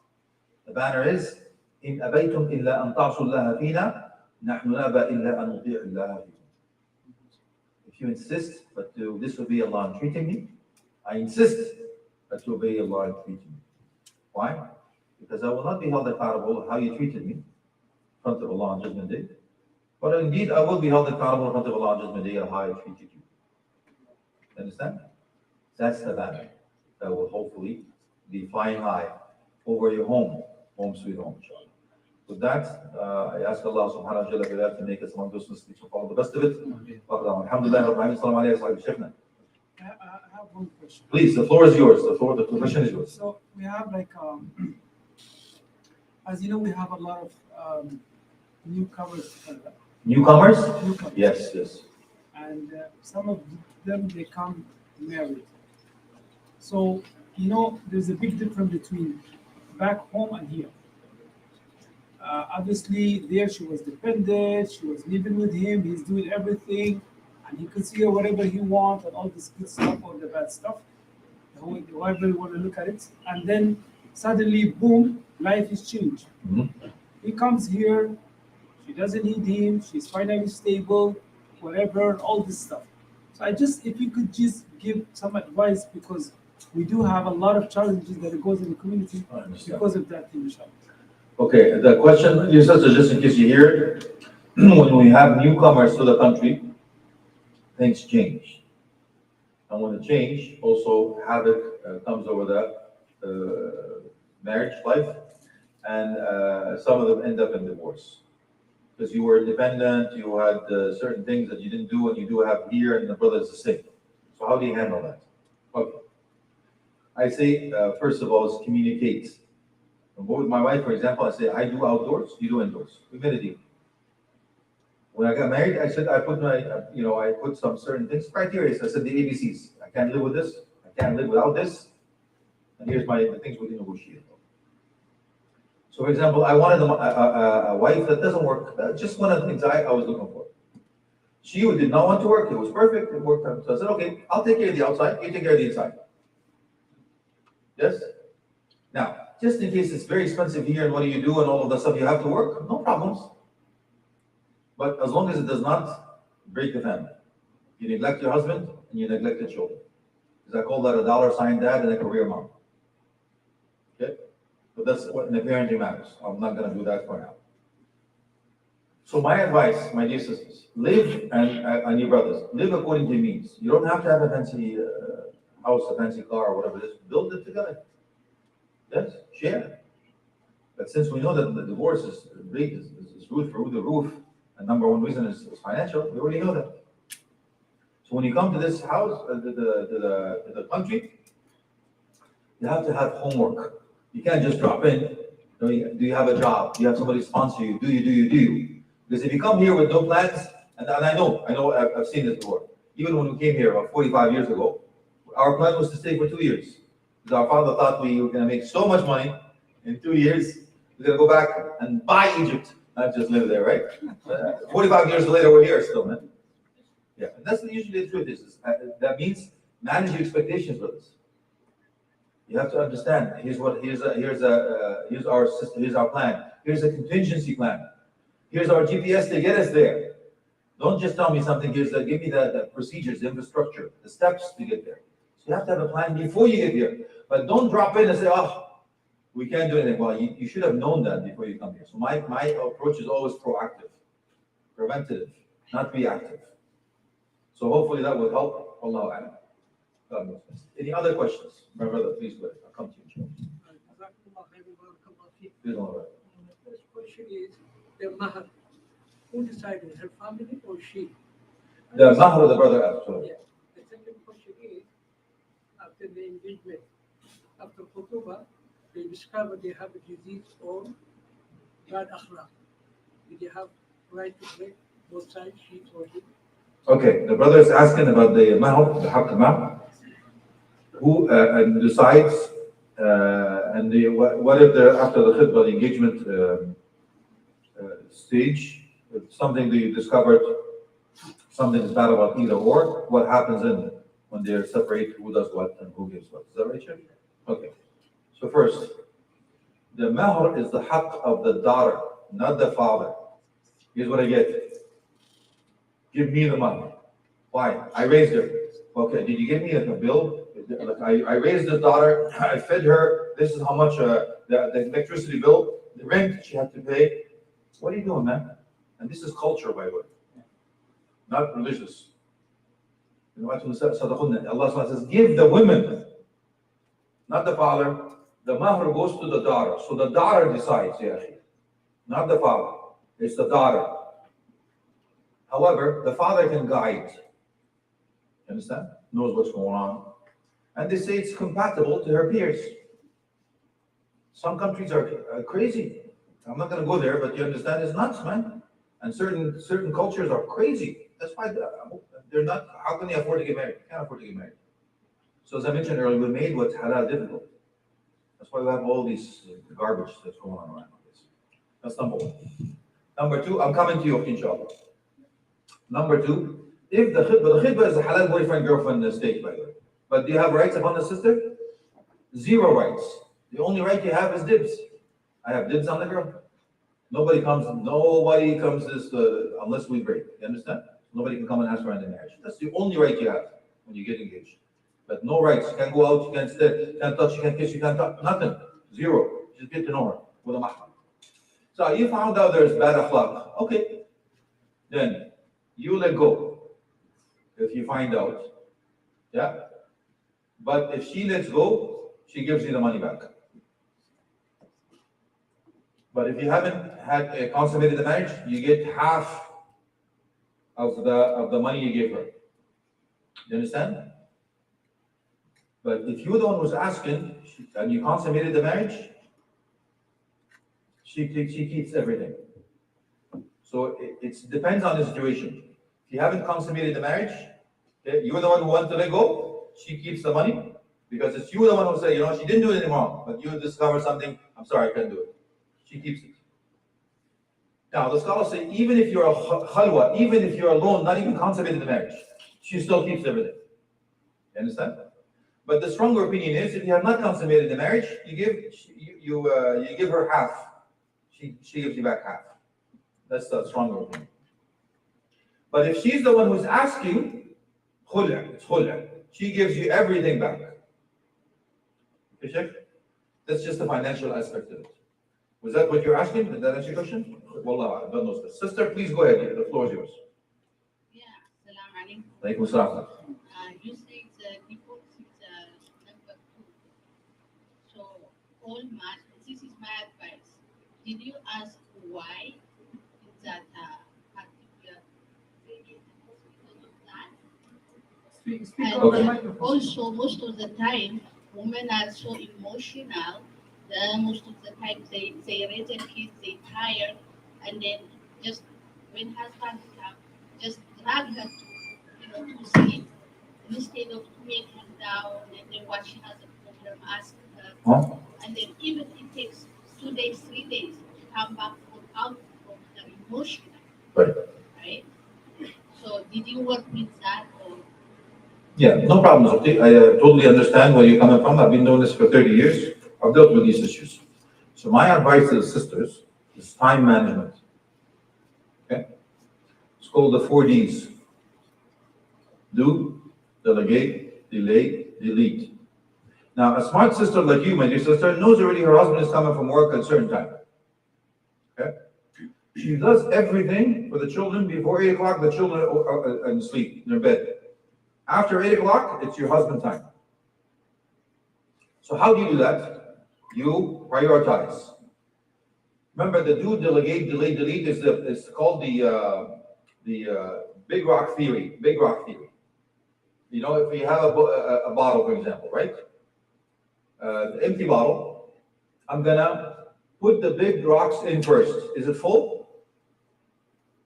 It's not full. I can put pebbles. Jam it with pebbles. Is it full? It's not full. I can put sand. Is it full? It's not full. I can put water. Is it full now? It is now. Take the bottle out, empty every content, but put water first. Is it full? Yes. You can't put anything in it. That's called the big rock theory. So my dear sister, your priorities. You have to have a priority. And I talked to the sister before, you know what? Give me your schedule. Because sister, I'm too tired. Okay, show me your schedule. She sleeps late, watching some things. I'm not talking about you. I'm talking about the sister I dealt with. She sleeps late because she's watching movies, social media, and all of that stuff.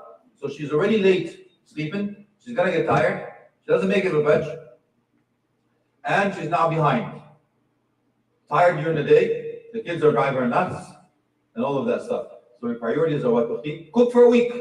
I don't have to cook every day. That's just my advice to the sisters. Yeah?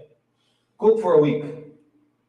Delegate responsibilities to your children. We didn't have an easy ride with my mom. No way, man. Everybody looked after their own. You made your own bed. You did your own this. You prepared your own breakfast. There was no easy ride. So if you are going to burn yourself, my dear sister, you're going to burn yourself. So you have to understand. When the kids are young and can't do anything else, understand. But when they're grown, you have to do something. Yes? So when you have the priorities and the 4 Ds and the big rock theory and all of that stuff, you will make it, inshallah. But if we are going to go other way, if we're going to look for excuses and so I'm too tired, I think the sister is lying. And I tell her in her face, don't tell me you're tired. Tell me you don't love your husband anymore. I'm a straight shooter. The gloves are off. Because if the sister loves her husband, she will find ways to look after him.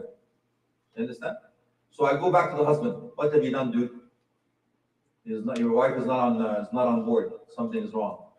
My job is to look at root cause analysis, right? I don't put a band-aid solution. So if any woman says, I'm tired, okay, well, he has the right to marry 4 wives or 3. And all of a sudden the sister, I have energy. I can do everything. And I'm being honest with you, Wallahi, brothers and sisters. So don't, remember, Wallahi, I'm not trying to be insensitive or anything like that. I'm being truthful and I'm being honest. If the sister is not going to look after the husband, well, allow him to marry a second wife. Or look after him certain ways. Like, I'm not asking you to have intimate relations. Look after him. There are other ways to look after your husband. But don't be offended, please, wallahi. I'm mushfiq. I'm looking for solutions. So when the couples come to me in my office and say, I have these issues, I go, are you part of the problem? Are you part of the solution? Well, they get stumped. I go, okay, well, here you are. You're now being part of the problem. Here's how you become part of the solution. I have a concern, here's my suggested solution, and here's how I can help to implement the suggested solution. So you have to tell me, my dear sister, what is your solution to that concern? When you come up with a solution, your husband will listen and love you because you become part of the solution and not the problem. You understand? So I've given you some suggestions. Hopefully you can take some of them. Wallahu a'lam, God knows best. But I already told the brothers to look after you and don't become a beast during the day and be intimate with you. And you also have to be understanding with this. So we know that there's a pre-mat and post-mortem and all of that stuff. You have to be considerate. And I already told you how to treat her when it comes to her menses and all of these things, inshallah. Wallah, God knows best. Did that answer your question, Ukhti, or is there something else you want me to discuss? You're more than welcome. So, please go ahead. Sure.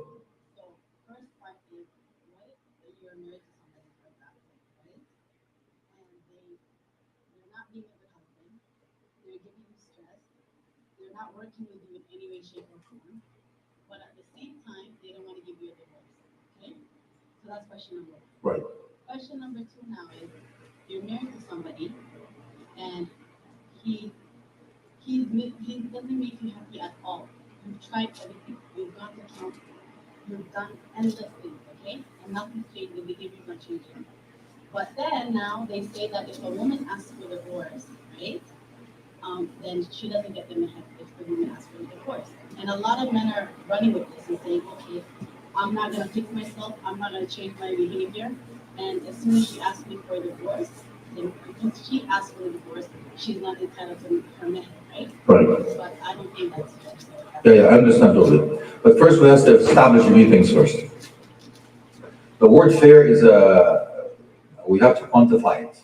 Are we asking that the law of Islam is not fair, or the situation you're in is not fair? Because Allah is adl, is fair. So we have to make sure that we understand where we're coming from. Let me take one step at a time. One, if the brother, Ukhti, is not good to you or all of that stuff, first thing I tell the sisters, Wallahi, you know my style by now. So based on what you said yes to this guy, Ukhti. You know, he doesn't treat me well, he doesn't do this, he doesn't do that. Okay, why did you say yes to this guy? Did you do your homework? Well, when I asked why did you marry this man, because see the ring on this, how do I say no to the rock? You know, the guy is so good looking, he comes in with a Mercedes Benz, he's wearing Gianni Versace, Giorgio Armani, and all of that stuff. Well, you're going to pay price. I already told you the 4 things you look for in a husband. There's qawi, amin, khuluq, and deen. 4 things in Brian, right? 2 in the Quran, 2 in the Sunnah. If you don't get that brother that has the khuluq, he will not, it doesn't have the amana, he will misuse and abuse it like I mentioned to you. And that's where you'll find out the root cause analysis is exactly that. The hiring process and the firing process. If you don't hire right, you're going to put out the fires for the rest of your life and you end up firing. So my advice to you is for a person who has not khuluq and deen, qawi and ameen, we have made a mistake by the hiring process. And I blamed her guardian more than anybody else. Because the father is supposed to be their safety net. The man goes to a man because a man knows a man. A man could pull a wool over the eyes of the sister, but the sister could be emotionally, I like this guy. Your father was supposed to actually say, I give my daughter's hand in marriage. He's supposed to do your homework. But did you do istishara, istikhara, azman, tawakkul? All of that stuff, and you find out no, and no. That's the unfortunate part. So we pay a price, and that's part. But it's part of of life, by the way. So if the brother comes to me and the sister says, you know what, if we don't get divorced, Shaykh, one of us will be in the morgue, one of us will be in the hospital or the prison. We'll divorce her, please. But it's the last resource on my list. So I always say accountability. If it is to be, it's up to me. Don't point the finger. When I tell the brothers when they come and the sisters say, you know what, they complain. I go, Habibi, do you think your wife wakes up in the morning, says, you know what, I'm going to do qiyam, pray fajr, do my wird and the adhkar, and then I'm going to get my husband for absolute no reason. Do you think that happens? Of course not. So is it an action or a reaction? Then you have to be honest, ya akhi. And the same with the sisters. I do the same with both. Look at the root cause analysis and find out we dropped the ball somewhere along the line. Is it an action or reaction? We have to be fair. Second thing, my dear sister, Islam gives you 3 ways out. 1 way in, 3 ways out. One is talaq, one is khul', third one is called fasakh. And I know the difference between among the scholars on so on. But if you do not want this man anymore because he is not a good man and he doesn't want to divorce you and give you a right, guess what, my dear sister? You go to a qadi, you ask for fasakh, nullification of the contract, because he doesn't hold up the end of his bargain. He doesn't give you the money, he doesn't look after you, he doesn't all of that stuff. Even physically, even if he doesn't look physically, you have the right to ask for divorce. And you still get everything, by the way, you understand? If the man drops the ball because of something, and you're not a good man, she has the right to actually ask for divorce and get her rights. But if you're a good man, but you know what, the age factor, some reason, you dropped the ball somewhere, you couldn't get a job, not a fault of your own, the sister loves you, she'll keep you. But you will sense things. If the sister doesn't like you, she won't keep you. You haven't been a good man to her. You were not good when things were good, but you were bad. And now when things are bad, she's going to dump you. It's not worth it. It's not worth the investment for me. So you have the right to ask for a divorce. He doesn't want to give you a divorce because he's a cheapskate, wants to get away with things. Like, I don't know the situation, I'm talking in general now. You can go to the qadi, the judge, he will rule for you and he will force him to pay you, according to the Azhar, 2 years of salary to look after you. Okay? Since you get on your own feet. Now, it is not his fault, it's your fault. Okay, the man has the right not to divorce. You can have to ask for khul'a. If you don't want this man, but it's your fault, not his fault, you can get away by saying, you know what, and the hadith is Sahih Bukhari, by the way. أتردي عليه الحديقة. I don't, أخشى الكفر في الإسلام. I don't like, you know, he's a good man, but I don't want him this morning. Give him the hadith, give him the garden back. He says, okay, you're divorced. So if you give him back his mahar, give him back the gifts, non-consumable, of course. A cake you ate, you can't give that back. So if you give him back his rights, now if he agrees to this, if he says you're free to go, and you're khul'a, you're out, you're gone. If the man does not want to get a divorce, and the man does not want to give you a khul'a, now you go to the qadi, if he will look into it, and he will make this man divorce you whether he likes it or not, and you will get your rights whether he likes it or not. It has to go to a judge. You understand? Okay. Did that answer your question? Okay, my dear sister. Okay, he's giving me the hook. He's saying khalas, khalas. All right, so hopefully, inshallah, we remember, we're supposed to complete one another, not compete against one another. Remember, the scoreboard goes out the door. Scoreboard is out the door. Remember that. Start your life on the right foot, and that's how you do it. You're looking for a partner that's going to be with you in Jannah, inshallah. Remember, you're going to live forever together, looking really nice. You're going to look like Yusuf alayhi salam, 33 years old, and the sister Kawa'ib al-Traba. I'm telling you, you're going to be so happy together in Jannah. You just hold on to this thing called life. It's a fitna. Yes, my brother. Take a love it.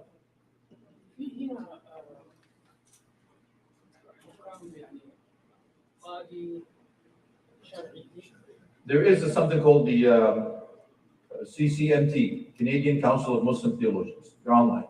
They're in the GTA. They work on our behalf. The CCI, Canadian Council of Imams. They're legit. They can actually grant divorce, khul'a, or fasakh on the behalf of the imams here. Yes. الشيخ اللي قاعد بشوفه هنا انا لي 5 سنوات. وكنت عايش في السعوديه 41 سنه. ما شاء الله. فلو كنت في السعوديه ما حسألك سؤال ولا ما حنجيب الموضوع هذا. انا عملي بروكر ما شاء الله. اللي يجيني تليفون مرة تاخذ العيال والرجل يطلع من اليوم. هذه كثرة اليوم. مثلا في خلال سنة دحين البيت اللي ساكن فيه وانا كان 4 أشخاص جاؤوني مطرودين من البيت. 4 أشخاص. هذه غير اللي كان ساكنين معي. أما ثاني كل يوم بيجيني على التليفون انه مطرود من البيت. إذا في شرع لماذا النساء لا يذهبون إلى أو الرجل إلى القضاء الإسلامي؟ وبعدين ايش يجي البوليس يطلعه من البيت. بعدين خلاص الشرع ما يتدخل في هذا. صحيح. طيب يعني نقول حسبنا الله ونعم الوكيل واصبر واحتسب. You're not going to get it here, Shaykh. It's another lecture, but inshallah we'll leave it here on the positive to make sure that you're together in this life, together in Jannah. That's my intention, inshallah. So we will stay on the positive, and we can make another session maybe dealing with issues. There's another thing of conflict resolutions. We'll talk about the dirty deed, all of that stuff. That's another 3 sessions, inshallah. Let's take with that, and I thank you so much for being here. Can I ask one favor, please? Everybody stands up, please. It's not, again, don't worry, no tricks. Sisters, can you please stand up? A simple favor. Could the brothers hug the brother next to you? Brother, hug the brother next to you. And sisters, hug the sister next to you. Says, I love you for the sake of Allah. I know that's not going to be easy here, but it's going to be better there. So, thank you. I give you a hug. So I'm going to do my best, inshallah, to be together in Jannah.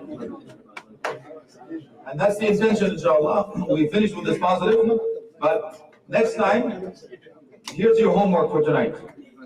I want you, when you go home tonight, to say to your wife 3 things you love about her. That's your homework, okay, guys? When you go home, you say 3 things to your wife that I love about, these are the 3 things that I love about you.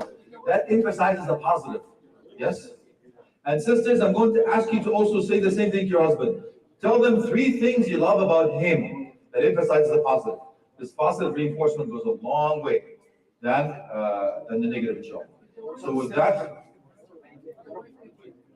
tell her to call you, Shaykh. We have the technology, we can rebuild. With that, inshallah, I love you for the sake of Allah. Thank you for having me. I thank you, my mom. Thank you, my doctor. Thank you for flying there, Canada. Enjoy this evening. Yeah, inshallah.